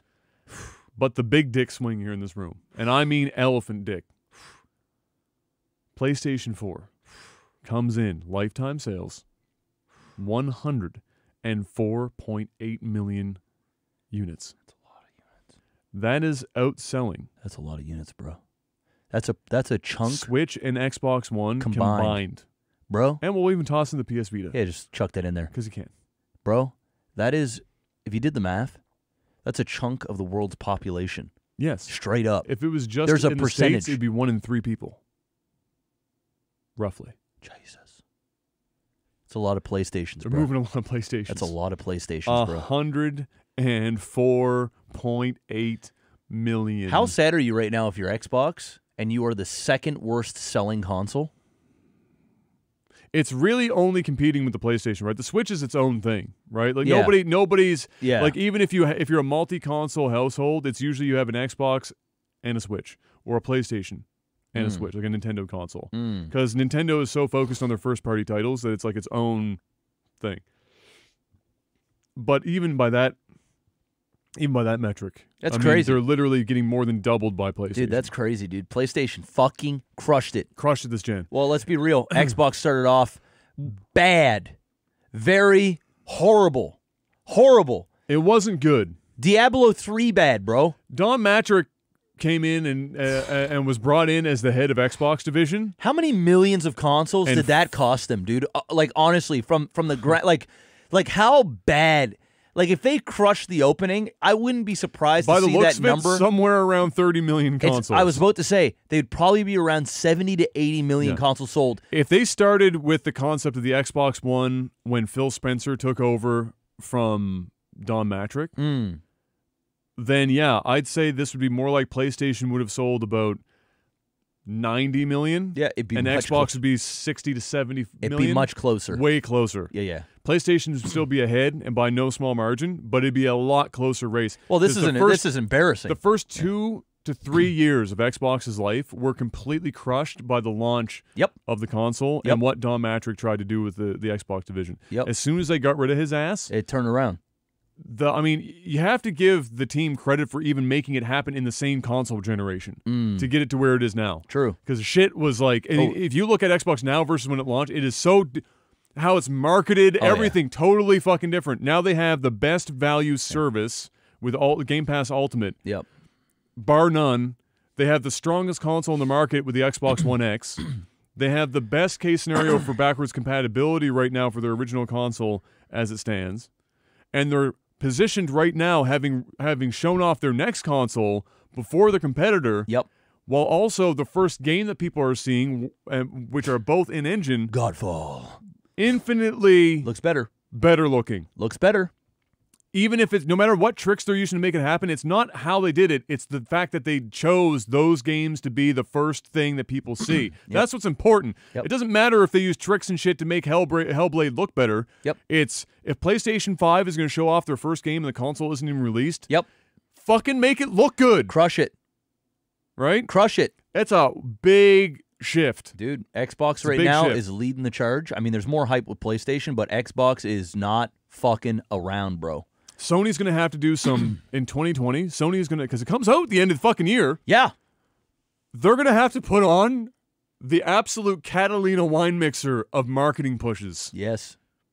Because Xbox just did this release at the Video Game Awards just to show this off. Dude. Do you know what they're fucking have for E3? Oh, it's going to be nuts. Or the I can't, and then bro. towards the end of the year after that, the next Xbox E3 event, is going to be so juicy this year, bruh. This will be actually Tokyo the Game Show for PlayStation, Xbox's event at the end of the year, and then E3 in the middle. 2020 is going to be like fucking. It's going to be two dudes. It's going to be juicy. Takayama and Don Fry holding each other's back of the head and beating the fuck out of each other for the entire year. Yes. That's what it's going to look like. Yes. Don Fry is Xbox, Yes. coincidentally American. And then It's going to be and a then bunch Takayama, the Japanese, just Yeah.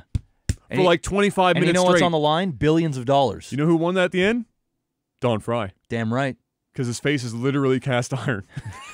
He looked fresh as a daisy. He took a 6'7" Asian man's punches for like 10 straight minutes. Hell yeah. Feeding each other. Whap. And his face looked like he could have just been a fucking underwear model at the end. Takayama's face looked like he got hit by a truck. His eyeball was coming out of his head and Hell shit. yeah. He was all fucked up. Bro, I can't wait. Yes. It's going to be fire. It's going to be a good It's going year. to be a good year for gaming. It's a good year for gaming. Hell yeah. Yeah. What's next? Next up, what do we got here? Oh, so remember a while back we were talking about how Blizzard did some weird shit with the WoW esports money? Did you ever hear about that? I think we talked about it on the podcast. We might have. It was a long while ago. But essentially what happened was, and nobody really knew the reason why, and now we have this as a very possible reason.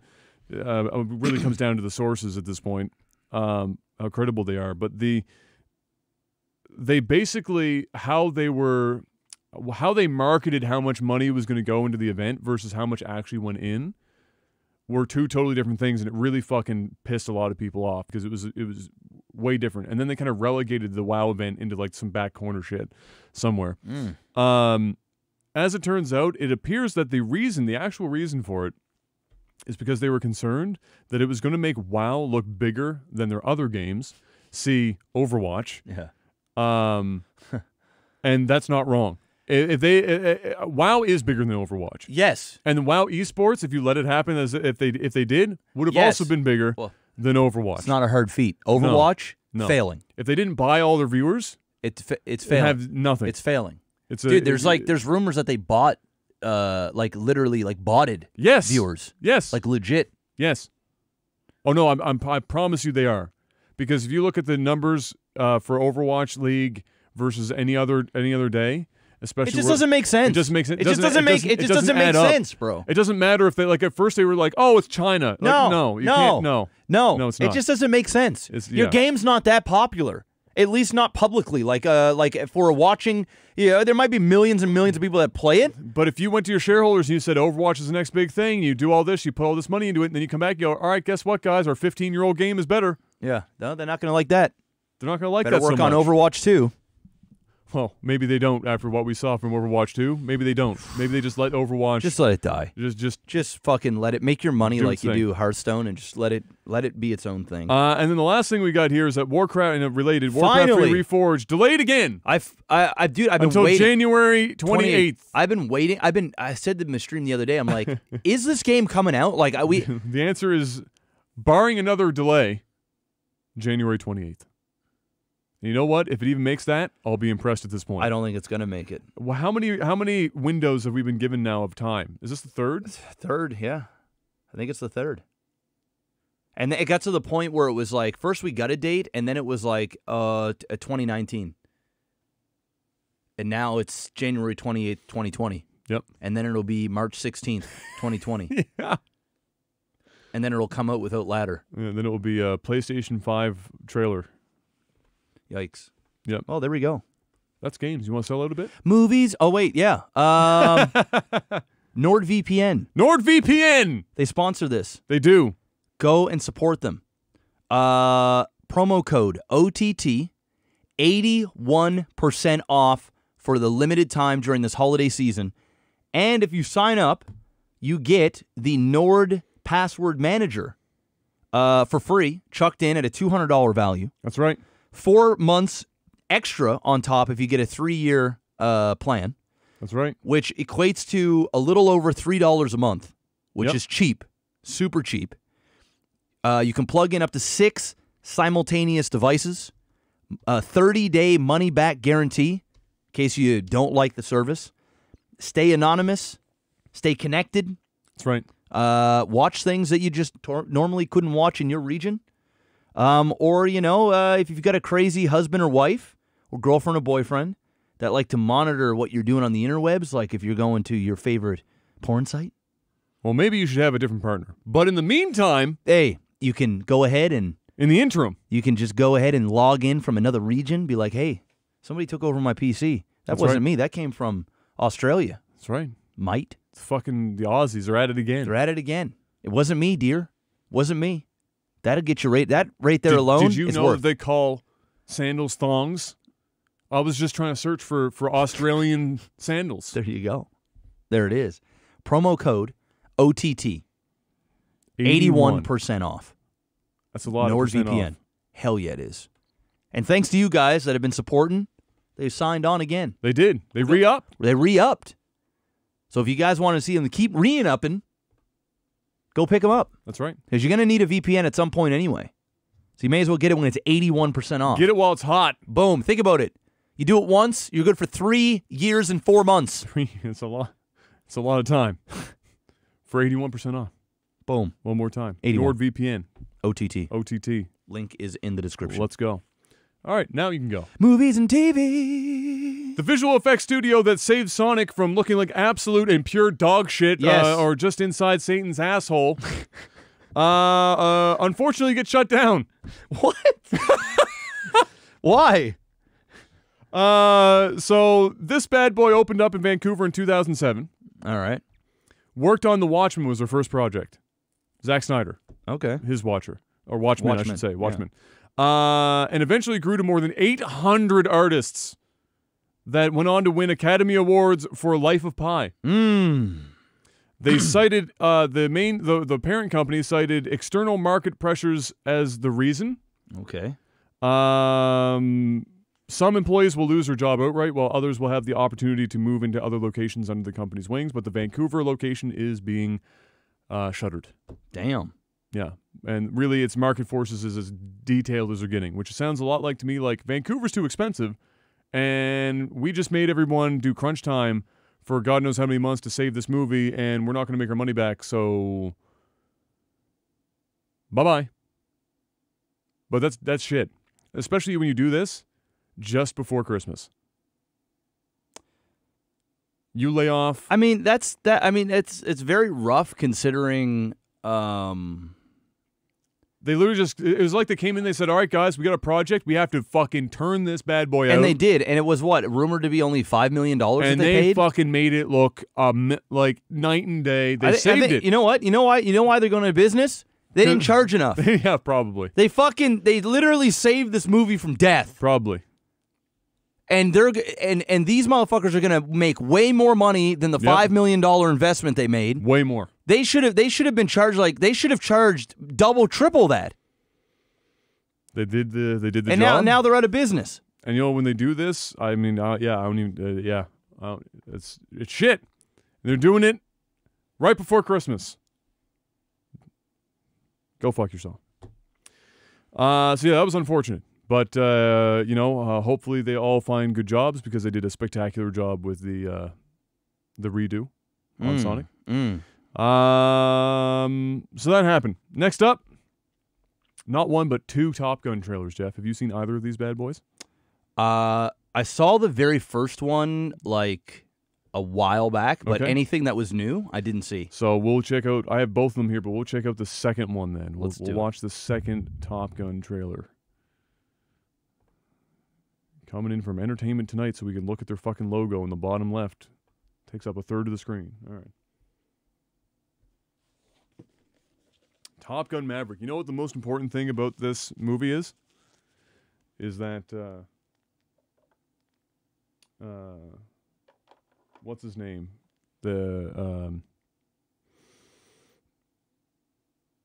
Oh my God, the guy who sang Danger Zone. Danger Zone. Fuck, why am I not remembering his name right now? That's really terrible. The guy who sang the song? Yeah. He's even in We Are the World. He's like a fucking, what's his name? Kenny Loggins. There you go. Thank you. Kenny Loggins. Anyway, yeah, he's doing a re-up on that for this movie. Is he like re-singing a new version? Yeah, Danger Zone. Okay. Yeah. All right, I'm there for it. I fucks with that. Yeah. All right, let's see it.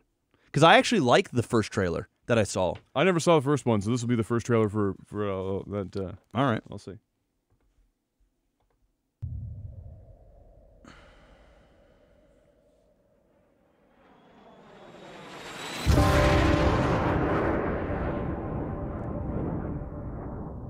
Give me a little Danger Zone. One of the finest pilots this program has ever produced.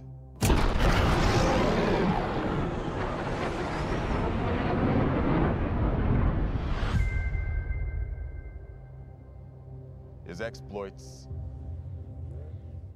are legendary.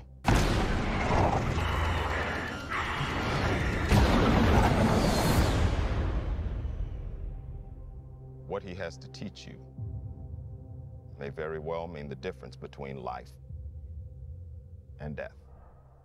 Oh yeah. Why does that look like the son of? I think it is. I think he plays the son.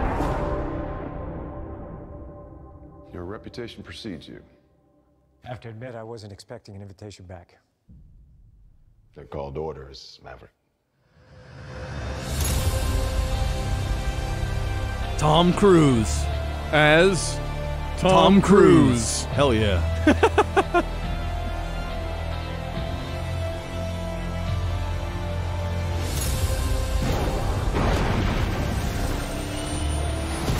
Dude flies his own fucking fighter jets while he films. Today's exercise is dogfighting. 2 versus 1? He's got to be kidding. He ain't kidding.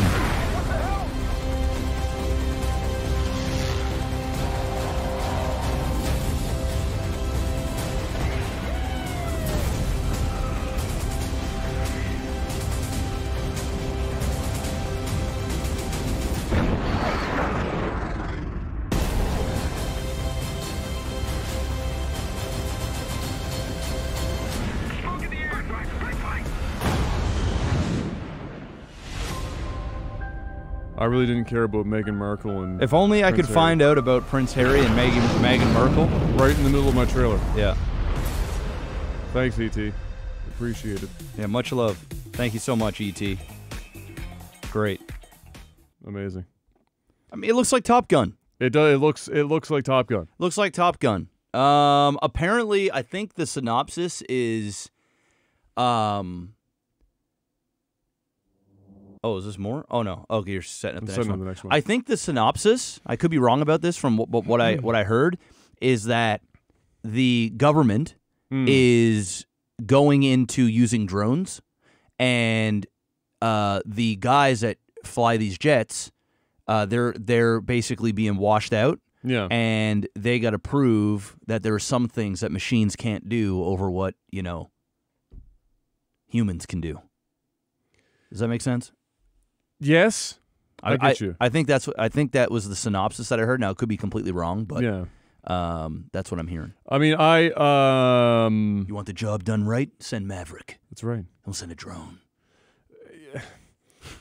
Top Gun's a fucking great movie. Yeah. It even still stands up now. Like, if Yeah, you watch holds. Top Gun now, it holds. The shots were incredible. They didn't obviously have the CGI available to them as they do now, and so when you think about that, and then you watch some of the shots they got with the fighter jets, I mean, that shit's pretty crazy. And so I imagine that we're going to get a lot more of that, but now with the aid of some CGI when necessary, help boost it up a bit.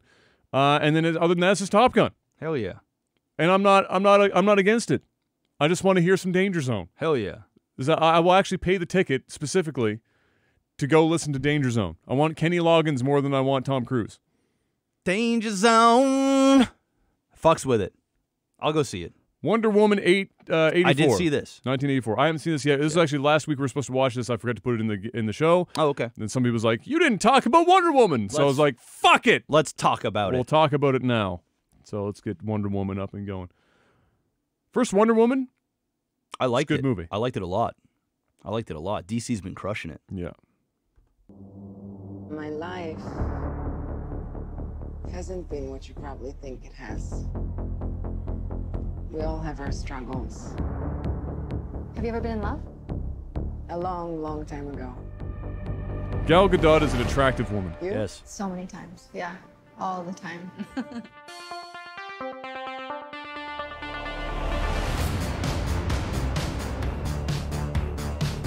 And they get to, continue the trend of the 80s being very popular right now Life is in good, movies. but it can be better. And why shouldn't it be?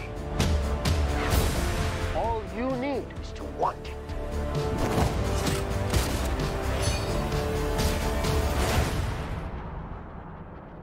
Think about finally having everything you always wanted. I can save today, but you can save the world. Steve. It's an old-ass Timex watch. Why is he alive? I take what I want in return.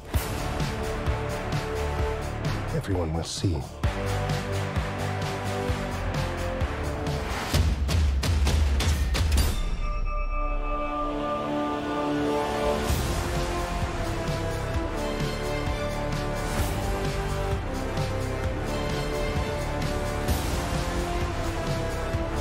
The world needs you.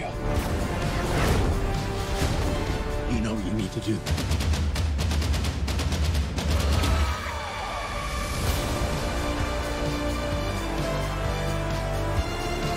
Nothing good is born from lies. And greatness is not what you think.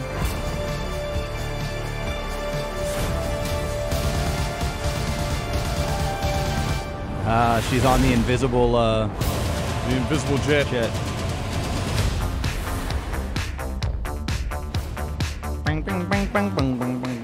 It's all art. That's just a trash can. It's just a trash can. Yeah. Which really is art. Unless you put it in the right room, a trash can it's fine art. is art. Hell yeah. Somebody taped a fucking banana to a wall with duct tape. It's and art. It sold for like a couple $100,000 or some shit. Boom. All right, so what did I think about it? Honestly, didn't get me that excited. Yeah, it looks all right. Like, I really like Wonder Woman, so I'm gonna go and see it. I really like the first one too, so I'm gonna see it. But it didn't get me like, it didn't get me excited. Yeah, about it.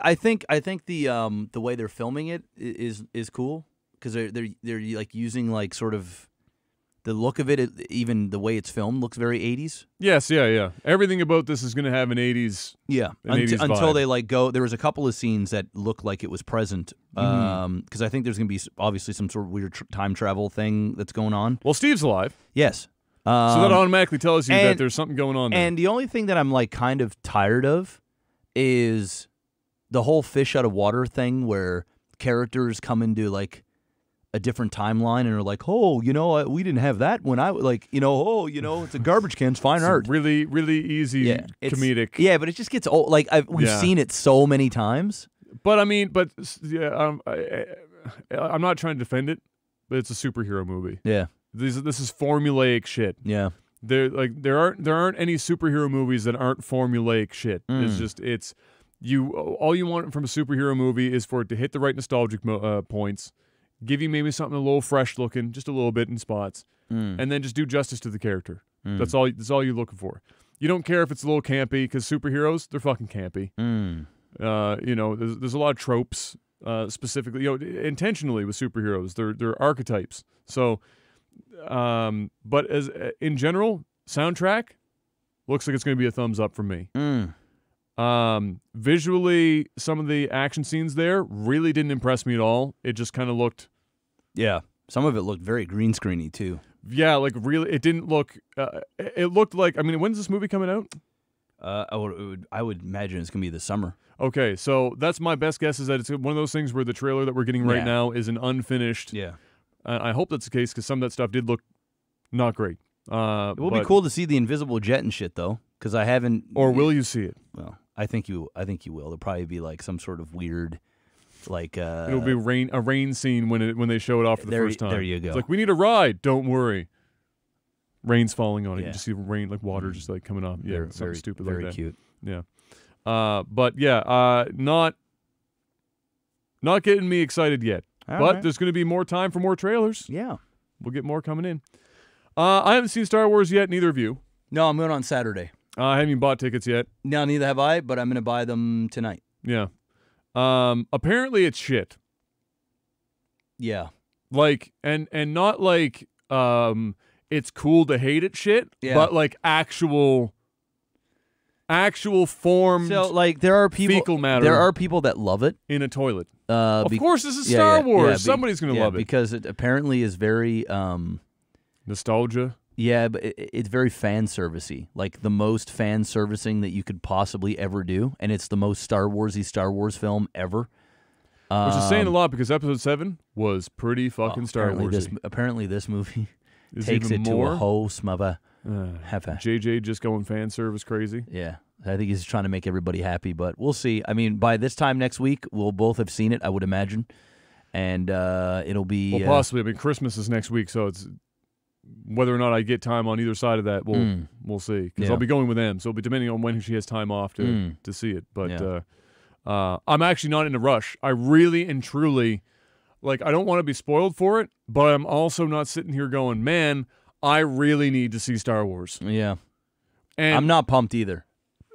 That makes me sad. Yeah. Because... Dude, any other time, I'd be at Star Wars tonight. Yes, exactly. My tickets already be bought. Yeah. I'd be looking forward to it. But Disney has snatched defeat from the jaws of victory. Yep. With Star Wars. Yep. And so we'll see how it all goes down. But so far, it's been pretty unanimous. Like usually, it's like a divide between critics and whatnot with these films.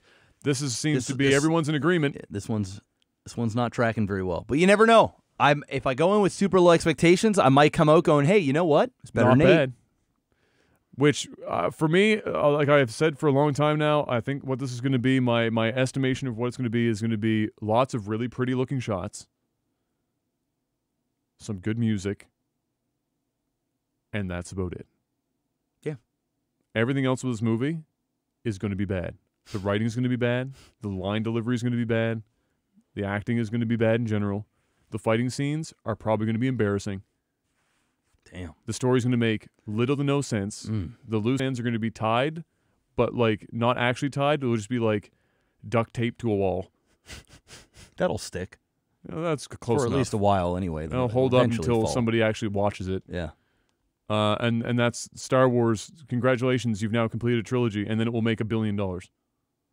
Yes, it will make $1 billion. And at that point, it'll make more than $1 billion. At that point, you know that it doesn't matter anymore. Any franchise you love, if it does well, it doesn't matter anymore. Yep, I agree. It just doesn't matter because it's going to make money.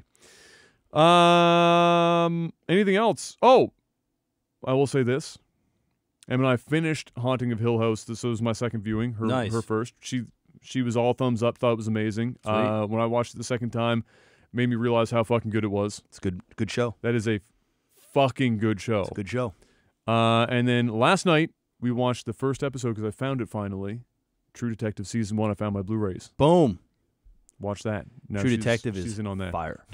First season, only season. We don't talk about the other seasons. Anything else. We just watch True Detective Season 1 and enjoy it. Oh my God, it's good. It's great. It's great. It's great television. It's really fucking good. Yep. Did you watch the episode of Mandalorian yet? I did. Watched it last night. For me, Mandalorian, if I had to rank it out of 10, like so far, and there's one episode left for the season. Are you serious? Yeah. It's only 8 episodes. That's it. Season 2, I think, starts filming early next year. It's already in pre-production. Jeff. Yeah. Nothing has happened. Exactly. That's why. Literally nothing has happened. So, we don't even feel like we're at the midway point. I know. So if I were to give it out of 10, I would give it a 7. And I know that's going to upset some people because people love the little baby Yoda and fucking love. Dude, it's a 5. If this I don't is know just if I the season, can. Yeah, I don't know if I can go 5. Simply, I know where you're coming from, and I won't argue it. Yeah. But I do like the world. It's not like there's much world building, but I do love the tone of the show. I love the music. I like the Western type of thing they got going on there. The music is arguably the best part of the show. And it's beautifully shot, but I'm kind of with you where nothing has happened in the show. I mean, yeah, it feels like we're playing an MMO, and we've just been talking to NPCs that give us quests, and we've just been going from one planet to another planet, and having it feels like an episode of like Pokemon, where the beginning of the episode starts, you know your characters are continuing their journey, but something happens at the start, and then there's usually a resolution by the end of it. Yeah. And it's very predictable. Yeah. And then the next episode happens, and it's the same thing.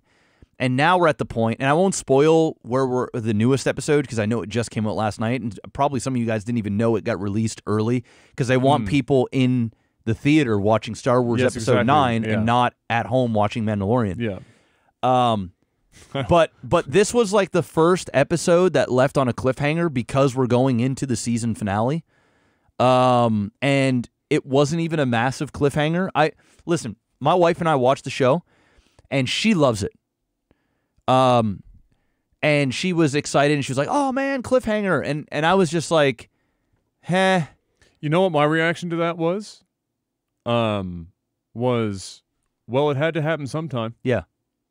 Because I'm not going to spoil, but Well, it had to happen sometime. Like, Em was all like, "Oh no, no, no!" Em gets super invested in shit. No, no, no. Kale's And I was like, "Look, it had to happen sometime. Yeah. Every episode before this has been the exact same formula. It had to happen at some point." It's a great show for very casual people, and it's a great show for people that aren't Star Wars nutheads. Yeah. That want to be introduced into the world of Star Wars.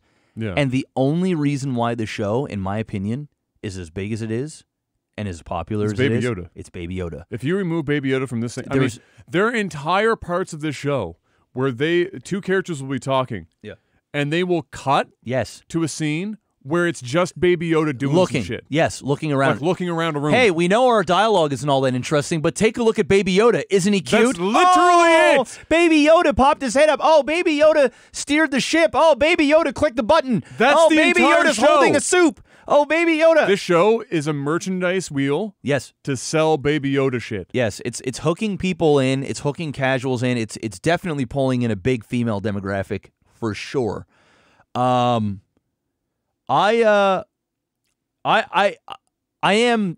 am actually disappointed with Mandalorian.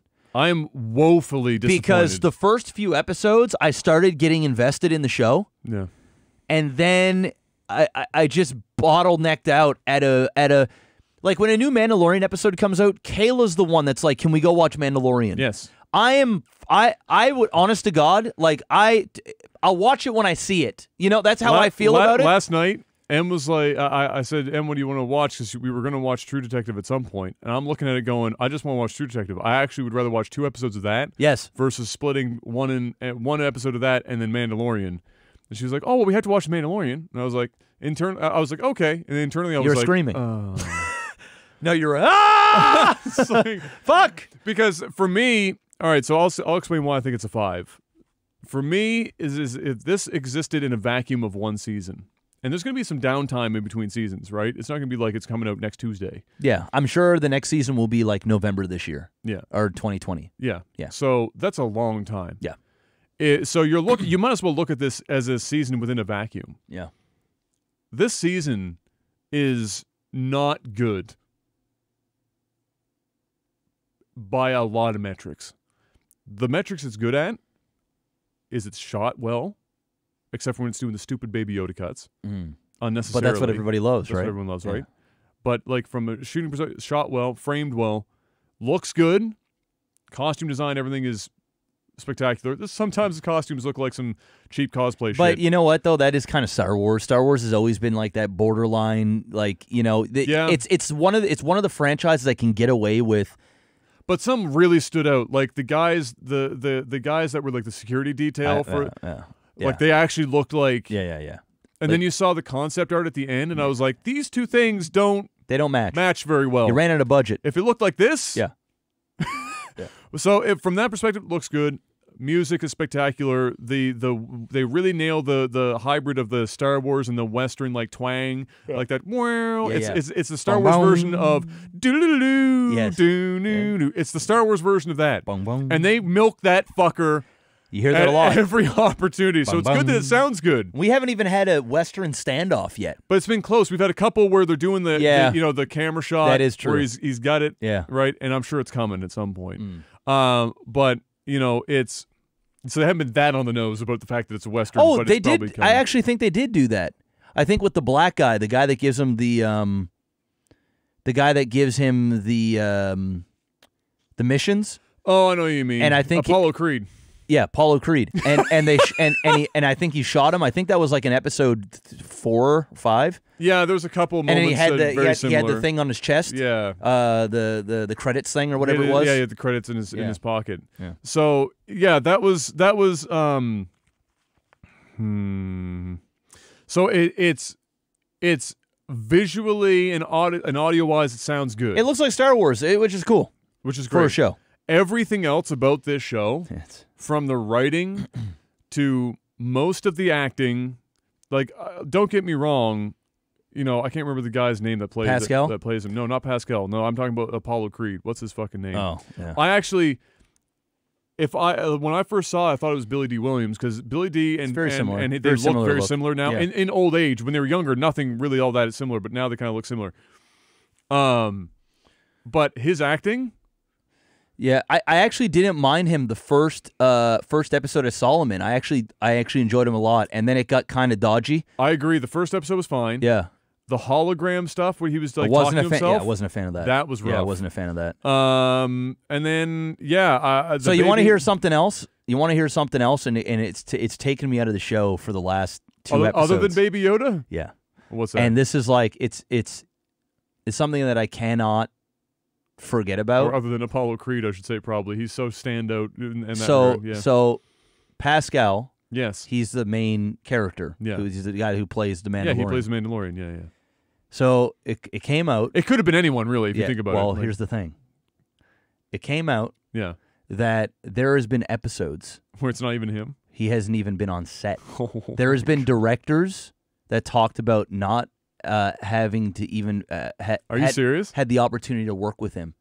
So what they're doing is they're just writing his name. They're writing his name, and they have him doing voiceovers in a studio. Wow. And this isn't the whole thing, but there has been full episodes, from what I'm seeing, where the director did not even get to work with the main character. Holy shit. So, and I noticed this because there has been times where his walk has been different. Yeah, I was about to say that his run in one of the episodes was way different. It's because it's not the same that's fucking crazy. person. And when I heard that shit, for one, I almost didn't believe it. But I can because, number one, you're paying him a lot more than you're paying some other actor. Yes. His body is always covered, so you don't physically need him. And he's also been going into whole tons of other movies. We just saw him about the star in Wonder Woman. Yes, it's true. And he's been crushing it. So when I heard that, now whenever I watch the show, I'm thinking to myself, that's not even the fucking dude. No, is it? It's not even or it's like, Pascal. is it him? You know what I mean? Like, and apparently I can definitely see it for all of the walking shots, and there are a ton of walking shots in this show. I mean, the episodes are 30 minutes. 15 of it is him walking. That's crazy. 6 out of 10. Now, I'm not going any lower because I'm staying at 5. I'm going at 6.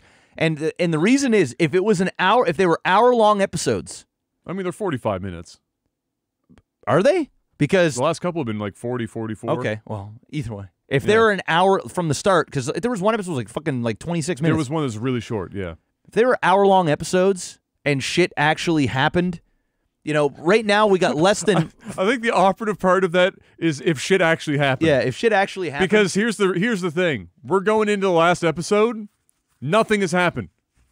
It's true. And so that's to say things have happened, but as far as the story goes, you could have gone from episode 1 to now. Yes. And nothing would have changed. Yes. Literally nothing. Nothing. Yes. Because even from a battle perspective, we learned a little bit of backstory about him.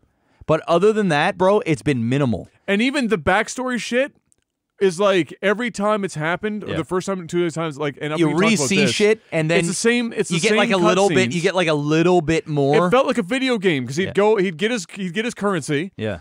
Which is just so happens to be the Imperial Steel or whatever, or the Mandalorian Republic, shit, whatever. The steel Yeah. goes in to see the fucking blacksmith. Cutscene. She's like, "Oh, this is very dope. I can make dope shit with this. What would you like, sir?" And then he's like, "I would like a chest piece. Yes, ka-dink, and a metal dildo." Ka-dink, She's like, "Oh, we can make the ka-dink. finest metal dildo from this." And then they go and then every time she hits the hammer, it's like the Dink. cheesy dink flashback. Yeah. Child in a cellar. Dink. Dink. Oh my God, it's Carl Weathers naked. It's like dink. Yeah, I know. And they did that. They did that twice. Yeah. So it did literally. It's funny you said this feels like an MMO because it felt like we went on a fucking like little side quest. Yes. That means nothing to the main story. Yeah. Got some extra shit, came back, and then like watched like a bad exposition cutscene from a video game, like flashbacks. Yes. It's 5 out of 10, bro. I'm still sitting at 6 because I don't hate it, and I think it's got promise. But man, they need to. I mean, we still don't even really know what the Mandalorian's goal is. Like, we really don't know what exactly he's doing, other than just being. I don't think he knows. I'm not sure the writers know. He's just flying to places, I and think then all right of now a the sudden, writers are like, it's all right, you know what I think is happening is that the writers go, all right, we need a beginning and an end, and then in the middle, all we have to do is make sure whatever's happening, we can find places to cut Baby Yoda in. Yeah. And that's like the writing is designed around showing Baby Yoda. But here's the thing, guys, and for those who love the show, I'm happy for you because I'm happy for you I too. still enjoy it and I still watch it, and there are episodes that I get excited about because I do love Star Wars. Yes.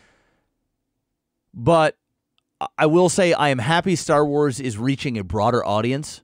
Yeah. I'm happy Star Wars is getting the eyes it needs. I'm happy that there's something positive happening in the Star Wars world instead of the movies that are so divisive, that it's nice to have something that universally most people love or like. You know, I mean, diehards like us were a bit more anal. I wouldn't even classify me as being a diehard Star Wars fan. I understand, but I mean, I just like you're things also, to not be bad. Yeah, you're also critical. You're very critical. I'm a very critical person. But I'm talking about the casuals. You know, your girlfriend, my wife. Obviously, it plays to that. You know, it plays to that, and it's enough Star Wars that it doesn't overwhelm them with nerdy sci-fi shit. And then you've got the perfect little Baby Yoda, and you know, I'm sure. I mean, even M looks at me all the time. Every episode goes, "Why is this? Explain to me why." Because it's cute, and we're going to sell a ton of merchandise. But why is he so important? Not to the merchandisers. Oh, obviously why do they need him? But why in the fuck? Yeah. Are they showing up with 7 million people? I hope we find out next episode, because if we don't find out next episode on a season finale, then I'm going to literally ask myself, what the fuck did I just watch, and why did I watch it? Exactly. So I better find out next episode what they're actually using this dude for. Because my best guess right now is because it's the Empire coming after them. My best guess right now is that they are afraid that because it's a Force. Because here's the thing: they're afraid Has that anyone said the word Force yet? No. So it's like people. This is like 5 years after. It's like people don't know. There's apparently massive swaths of the population that don't know what the fuck the Force is. Yeah, maybe they're afraid he's going to turn into the next Yoda, like the next Jedi, and then as it stands, Luke train people and shit like that. There's only like 2 of them left, so this would be like a third. Yeah, like oh god, that's the only thing I can think of. Yeah, is that, but nobody's even said that. I was this last episode. I was for sure. I thought this is where we're going to hear somebody say the fucking Force. And then he did the thing that I won't mention, but he did the thing. You know, Carl Weathers, naked, looking beautiful, did the thing. And then I know where you're going with it. And yes. At no point I know. I actually thought that it was going to be the I have spoken guy that said the word, because he seemed to be the dude that had the like, wise, he was the big brain. wise guy. Yeah, that knows history. Yeah, and knows the speaking. And didn't and nothing. All right. Well, it's weird. Yeah. It's 5. There it is. There's the man. So we didn't talk about it last few episodes. Next week, Boxing Day special. Yep. Actually, no, it will have to be after. It'll be the week after, because we have to wait for the next episode. Is going to be next Friday, probably. That's right. So next Friday, yeah. In the new year, we'll give our final thoughts on that.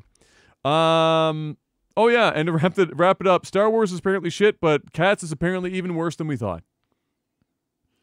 I thought it was going to be as bad as it is. Oh, I thought it was going to be really, really, really terrible, and as it turns out, it was even worse. Apparently, it's like hypersexualized. There's some weird. It looks bad. Some weird shit. I will never watch that movie. I just won't. Jason Derulo's in it, right? I don't. Yeah, and he complained about at some point they CG'd out. I think he called it. What did he call it? He called his dick something crazy. They CG'd out his man package? Yeah, it's like the whole thing's very sexualized. It's like a lot of moaning and like weird shit. It's fucking weird, man. If you're gonna make any Broadway film into a film, why are you choosing Cats, and why are you doing it that way? It's not for me. They need to. You know what they need to make if they're gonna do a Broadway? They need to do Hamilton. Sure, I'd fucks with Hamilton. I want to know why, or how much money this movie cost. The list of people's in this movie probably a lot of money is but the thing is, it probably will make a lot of money. That's the crazy part, because musicals, bro, they just make money. Same with the last or the Great Entertainer or the Showman or whatever it was, dude. That thing fucking made so much goddamn money, and critically, it wasn't even acclaimed. But I did enjoy it. But Cats, it's a big nope. That's a big nope. It's a big nope. I hope it doesn't make any money because it's so bad. For once, I want some justice. I don't think you're gonna get it here. I want just one time. I don't think you're gonna get it for a here. shit movie that is like objectively bad to finally do bad in the box office. I don't think you're. Instead of having movies that are really good go to the box office and bombing, I'd like it in the reverse. Why is it always the bad movies that still manage to do well? Because that is God just saying, "Fuck you." Fuck you. Just fuck you. Come on, God.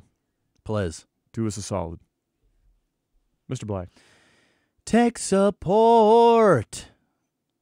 Patreon.com/LagTV. It's where you want to go, especially this time of year. You know, maybe wait until like February for some of you, where you've now maxed out every credit card that you have for the Christmas season, because you're a giving individual. Once you've climbed up out of that debt hole, come on back. Patreon.com/LagTV. $10 a month gets you a couple of things, but for the purpose of this segment, it also allows you to, on the posts I put up weekly, ask us questions. Yes. And then we answer them. Yes, we do. From esteemed people like Aaron Carter. What has Aaron Carter got for us this week? I didn't know if he's here. One sec. Oh, okay. There he is. Aaron Carter's always here. Aaron Carter. I love that it went from Aaron C. to actually Aaron Carter week on week. It's just... He has to. He's calling you specifically on this one. Oh, no, he actually has me in here. All right, so Jeff, we have heard about your pre-stream job at Swiss Chalet. Slinging chicken. Yeah. And how voice acting will be your next gig should you retire from streaming. Part of it. How about part of it? How about you? How about you, Adam? I don't think we have heard much about what you did before you became a streamer, and how about when you retire. Bro, you're saying that retire like I'm ever going to retire.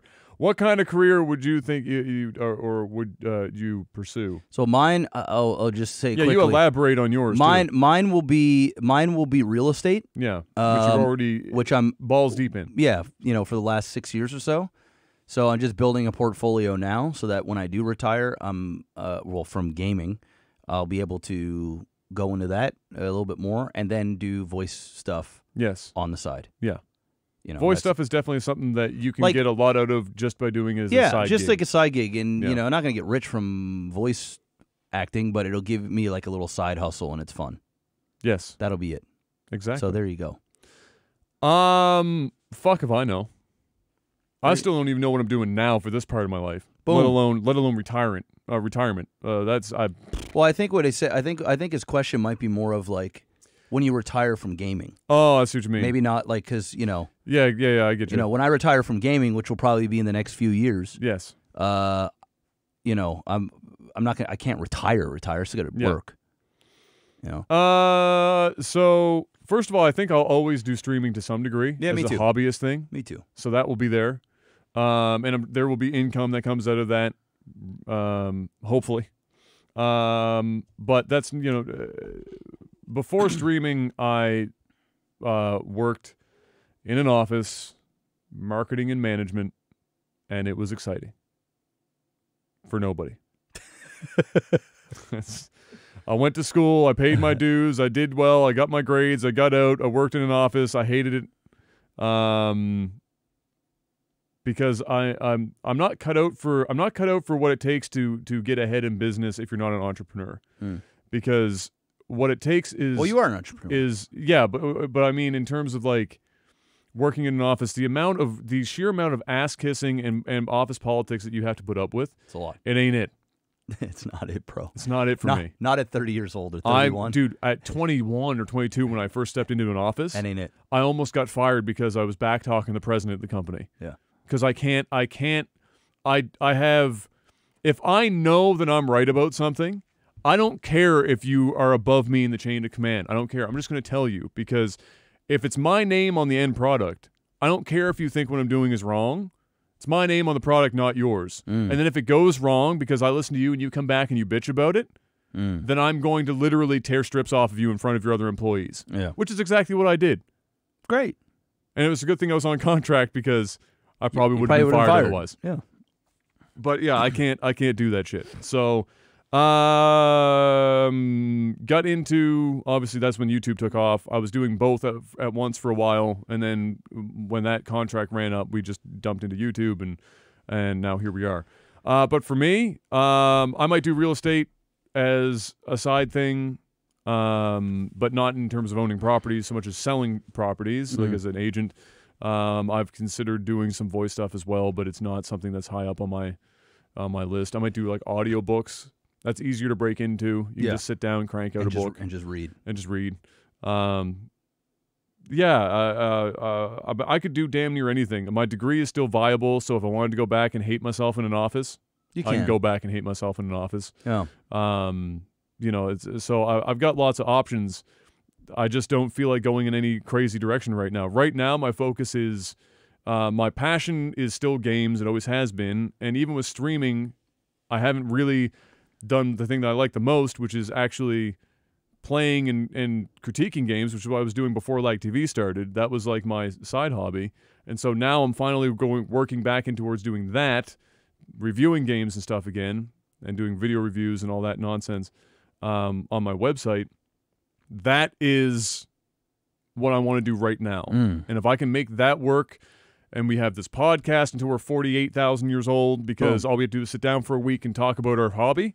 I mean, that's pretty good. It's not bad. And then, you know, sell some houses on the side. Survive on that. I'm good for that. Hell yeah.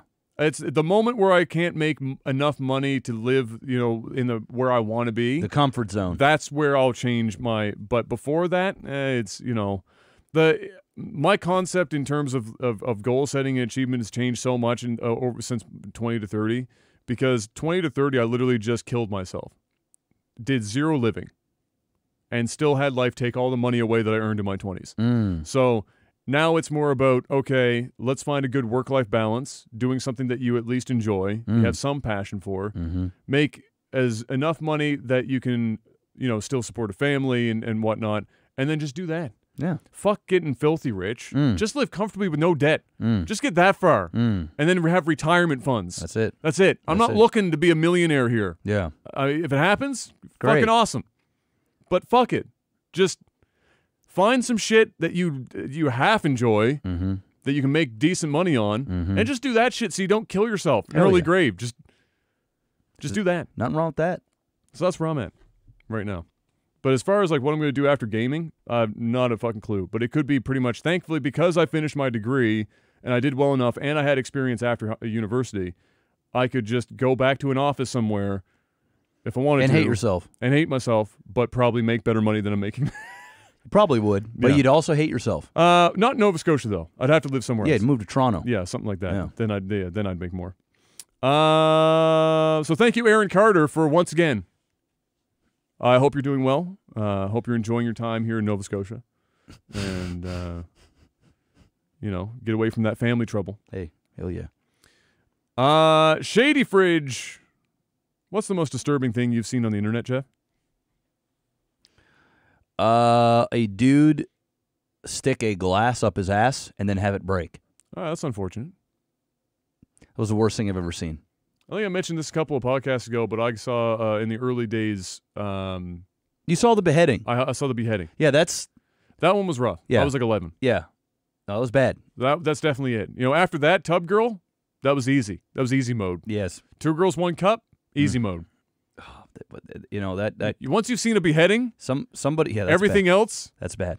That's bad. Is a walk in the park. Yeah, I'm gonna put the beheading over the asshole. Yes. But I'm telling you right now, bro, Yeah. seeing a dude stick a glass up his ass and then having it breaks pretty bad, and then having his ass sort of retract around it and squeeze it. Yep. And having that shit break. I'm and surprised then he didn't die. Actually, and like then having bleeding. him pull that out of his ass, and it was not. It's bad. I remember seeing that when I was like 15 years old. It's not good. They're like, watch this video. Oh, it's funny. Yeah. So, okay. Fuck. It's bad. Yep. Okay. What's this?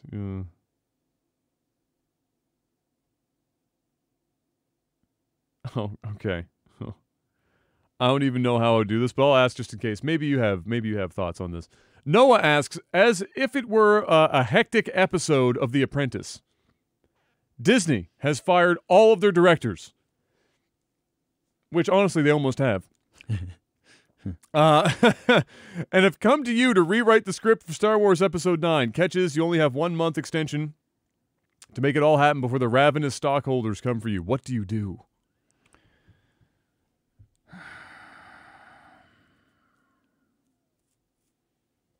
Like what story I tell? Or I curl up in a ball and I cry. I say no.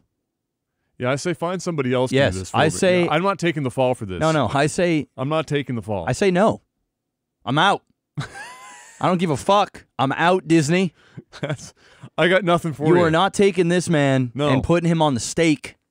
It's not happening. Not for any type of amount of Somebody money. else can be your whipping pole. Fuck that, dude. Yep. Not a Fuck that. chance. Fuck that, dude. Just walk away from that. It's a big nope from me. Oh. Man, I'm hungry asks, Jeff, what if your wife told you she wants another kid in 2020? Do you go for it, or do you switch your coming surgery from your knee surgery to a vasectomy?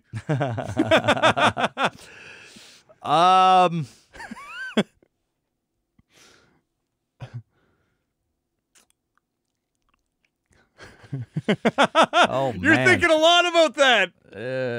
And I don't blame you. Kai's still fresh. You haven't even hit a year yet. Yeah. You know? I say yes. I say yes. To what? Another one. Oh, to another. Okay. Yeah. And another one. And another one. I say yes to another one. Yeah. You'd probably have to help more if there was two, though. Well, I'd hire a nanny. You lazy fuck! Bro. Just change a diaper! Bro, you actually think I can have time to run a fucking streaming career and be a fucking full-time dad upstairs? Well, you don't need to be full-time. Bro, nanny, take one of the fucking rooms in this house and help the fuck out. That's just it. Do you like spicy food as well, Hawkins? Do you like spicy food? What's the hottest thing you've eaten, and what's your go-to hot sauce? Hottest thing I've ever eaten. They used to have this wing at Bubba Ray's, and it was like I Is think that place still open? Yeah, I think they have a couple of them in the city now. Oh, okay. Yeah, it was called. Fuck, I think it was called like Insanity or some shit. Did you have to sign a waiver? You did, and I could never eat one. I only could ever take a bite, and then that was the show. That was the hottest thing I've ever had. It's pretty spicy. It was fucking insane, dude. Did they ever say what the base of it was? I'm sure they did, but I don't remember. And then it got to the point, like this was when I was a teenager, like in university and shit. And we used to get our friends to go there, and we used to pay people like in the bar, like, hey, we'll pay for your tab if you eat one of these wings, and then we would like go over there and just watch people die. Mm-hmm. So it was like a fun. It was an event. Yeah, it was an event. That was the hottest thing. So I don't know in terms of like, on the scale of hotness, what it would be at, so that people could range on how hot it really was. Yeah. But just know, I can handle spicy food. This So was that's a like different level. this was like hurt. It was like it was dumb. Like, why would you do this? Which explains a lot of hot sauce, actually, if you think, like, Yes. honestly. Yes. For me, hottest thing I ever had was there was a ghost pepper hot sauce I had once on a wing. I deal relatively well with spicy food. I didn't used to, and then I met Hun in university, and he exposed me to a lot of That Korean Korean food. barbecue stuff, man. You got the spicy sauces. And well, the first thing, I think I've told this before, but the first time I went over, you made me Korean barbecue. A lot of the stuff that you tend to put like in the lettuce wrap before you wrap everything up is often a mixture of gochujang, sesame seed oil, sesame seeds mixed up. And gochujang comes in several different power forms of how much it's going to knock you on your level ass. 1, 2, and 3. He took out the spiciest one that he had. Oh, he went fucking. And he gave me a spoonful. He went God. And he just told me, put this in your mouth and see how it was a spoonful. Oof. And it was bad time. I think that probably just killed most of what was in my mouth. Yeah. And now I can just deal with spicy food. Great. You got broken in. I still prefer. Like, I like spicy, but I still want to be able to taste my food. There's a certain type of spice that hits you in a way that it, like, almost numbs your tongue to flavor. Like, you can't taste anything anymore. You just have spice in your mouth, and you can't fucking taste anything. I don't like that. I don't mind if it makes me sweat or if it's kind of uncomfortable, if I can still taste what I'm fucking eating. So, but as far as, like, what's my go-to, I don't have a go-to hot sauce because I'm not a hot sauce guy, but gochujang, I'll fucks with gochujang all day. Hell yeah. I'll take a little bit of real mayo, 2-to-1 sour cream I'm getting hungry. to mayo. Make me hungry. Gochujang, take about a heaping teaspoon of that, put that in there, mix that shit up, with a little bit of garlic powder, onion powder. And that's the dream. That's the vegetable dip. That's the show. Crush it. Hell yeah. There you go. Smash Bop asks, what do you really want for Christmas, Jeff? What do I want for Christmas? Nothing. I want to hang out with my family. I want to. Well, I guess that's something. Well, yeah, okay. It's not. You're not unwrapping it, but yeah, it's something. Yeah. Dude, my ideal Christmas is because we spend Christmas Eve at my parents or my mom's. Yeah. We do Christmas Day over at Kayla's. So what we're gonna do is my parents are actually gonna come over here early Christmas Day. Mm-hmm. It's gonna be a special Christmas because it's our first Christmas as a family, like with Kai. Yeah. So my ideal Christmas right now is Christmas here, because we never really ever did Christmas here. Kayla and I we've been together for 11 years, and we've always, all the time, opened up our gifts on Christmas Eve. Right. We never, ever opened gifts on Christmas Day. So this year, we're going to open up gifts for the first time on Christmas Day with our son. Okay. We'll still go to my mom's and we'll open up gifts with my parents, like that we got them and they got us and shit. But we'll do Christmas here, have the whole family here for the first time. Then we'll go over to Kayla's parents for turkey and stuff in the afternoon. Then I come home and I'll stream for 3-4 hours. And then that's my ideal Christmas. Spending it with family, spending it with my stream. Yep. And that's it. I don't need presents. I'm sure I'll get a few, but I don't need them. I don't ask for them. There's nothing that I personally need. If there's anything I need, bro, I just buy it. Like, that's the thing. You know, like, if there's something that I really want, I just fucking buy it, dude. I'm going to tell you. That's kind of where I'm at. I used to look at shit all the time. Like, even some of my, and I'll admit this, some of my friends, they've had kids for a lot longer than me. So obviously. So my friends they got kids that are 5 years old, some that are like 10 years old, 3, 4 years old, 2 years old, all over the place. And during Christmas time, you would see like the kid, like the little 4-year-old, make some shitty like arts and craft thing that like you put like macaroni and shit on there. It's the classic like, macaroni, what the fuck is that? Mural thing. And I used to look at that and been like, man, if I was a parent, I'd be like, oh God, just kind of acting like you want it. Oh no, you want it, bro. You want the macaroni, bro. You want you some macaroni drawings. When my son gets older, that will be the thing that I look.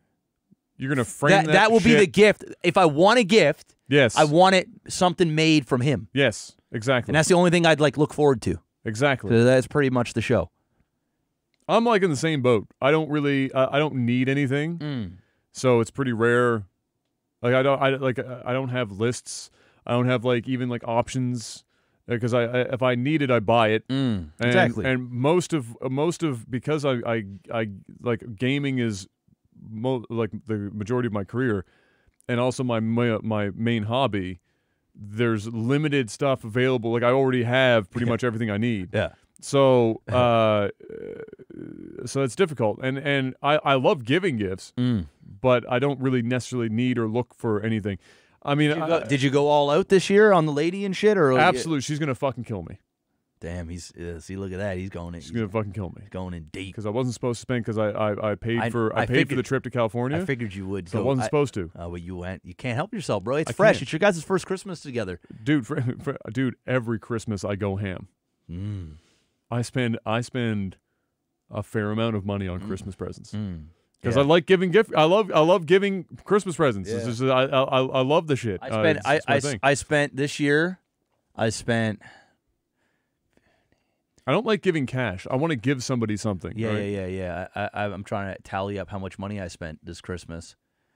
1,500, 2,000, 2,700, 3,000. Oh, you're spending more than me. I spent $3,200. No, you're spending more than me for everything. Like my parents won't let me spend friends. any. Like my mom says, all right, I want like mom just wants like $100. Yeah. towards there's a local charity that she gives it to every year. That's all Mom wants. I'm not allowed to give her more. That's it. She caps me there. Dad, Mom, and I usually share something to give Dad because Dad is the hardest person on earth to shop for. And so we do that. Both of my grandmothers are remaining. There's not much going on there. You know, we got picture frames. Em and I, we had some pictures from like the wedding and everything. Nice. We're just gonna give them that so that my grandmother that's in the old folks home gets some pictures, and then Nan for her room is gonna have pictures because Nan's eventually gonna be in a home as well.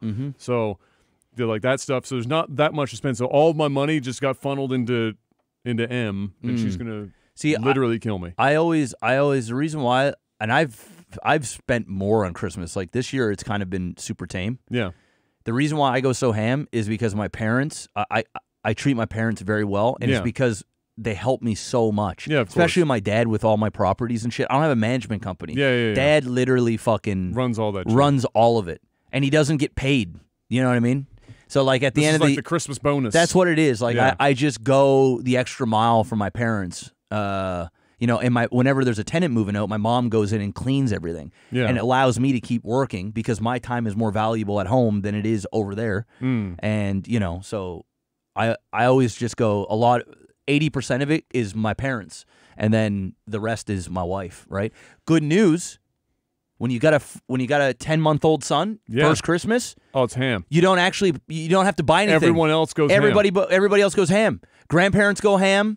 Fucking aunts, uncles, everybody goes ham. Yeah. So I literally have not bought Kai a single toy for Christmas. It'd be a waste of money. What we did is when we moved here, we bought him things for his room. Yeah, of course. Like, toy chests and different things. And we counted that as Christmas because he's not going to know any different. No. So we let everybody else fucking buy the gifts. Yeah, of course. So it's just great. They're going to be rolling in it. Hell yeah. That's what's up. If I had to choose something, like if I had a gun held to my head, there's a knife that I want and a cutting board that I want. And Adam, you're so old. The knife is stupid. The knife is like $200 or something like that. And then the cutting board would be another $200, I think. For a cutting board? Yeah. Damn. It's a proper cutting board. Jesus. And then the knife is a pretty proper knife. It's a really nice. It's the reason why I want it though is like it's a full chef mode. Yeah. It's an extra wide. My hands are so big that if I'm cutting with a knife as it is, my knuckles hit the board. And so it's hard for me if I'm cutting, especially like carrots or smaller vegetables, my knuckles will hit the board before I'm through the fucking carrot. Rip. So it's like hard to You almost do have that. to like use you your almost fucking have to like palm. chop it, and I'm like doing this type shit, right? So with an extra wide though, I can actually like makes sense. Cut the shit. Makes sense. And I'm a guy that likes one knife. I don't want like 17 knives. I don't need a boning knife and a fucking carving knife and a bread knife and a fucking just give me one really fucking sharp chef's knife. Hell yeah. One knife for all of it. One knife for literally everything. And that would be it. Oh shit. Hold on, we're almost done here. Right, yeah, because I gotta.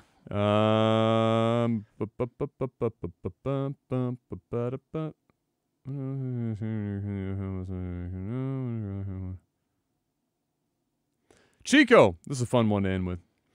Would you rather have one real get out of jail free card or a key that opens any door? Oh, a key that opens any door. Oh, that's Come an on easy now. one. Come on now. That's Just think about it. If you're gonna break and enter, you don't need to break anything anymore. You just got a key that can open up the door. You're in and out. And if you're just entering, is it really breaking in anymore? Who knows? Dude, if you that is kind of I'm just trying to think if you did have a master key, like where I would try and go to open up something. You know what I mean? Like there's got to be, because when I think about it, like Hill House Red Door. Like I'd want to go to a place that people can't. Something's been locked forever. Yeah, and you want to go in there and see what it's all about. Because what are you going to do? You're not going to actually break into people's houses or stores and steal stuff or whatever. Yeah, you want to like find a place that nobody's been in a long time and just see what's behind that wall. Exactly. That'd be cool. Because there's nothing more intriguing than like a safe that somebody finds in a floor that's never been opened before or hasn't been in a long time. It's like, what's in there? Or just a lockbox somewhere. Or in some cases there'll be like vault doors in like hillsides in the middle of a wood somewhere that somebody has like a bomb shelter. Yeah, that like a hasn't been bunker opened. or something. Yeah. Like you want to get in that shit. Yeah, I want to see what the fuck's in there. And you're not going to easily get in there No. without a key. But if you got a key, you're getting in. Come on in. Boom. There you go. Ladies and gentlemen, that's another Technical Alpha podcast. That's it. Patreon.com/LagTV. We'd love to have you stop on by, join the community, even if it's $1. And Merry Christmas. And Merry freaking Christmas, because we won't be seeing you guys until after the big Christmas. day. Yeah. Have yourself a fantastic Christmas. If you celebrate, and if you don't, well, then enjoy whatever Happy it is Hanukkah, that you do. or whatever it is. If you celebrate nothing, well, then have fun enjoying the civic holiday. There it is. And hopefully you get paid double time, or you just get a free day off. Exactly. Maybe just binge watch some Netflix. Do whatever you need to do. Mandalorian, you can binge watch that. It'll take you about 3 hours. Yeah, maybe don't. And nothing though. will happen. Maybe don't. Maybe watch the first episode and then the 7th and then the last one coming. Because everything that happens in between, literally useless. We'll see you guys next week. Thank you so much for stopping by. Another Technical Alpha podcast. Until we do, ho, ho, ho, motherfucker! Motherfucker!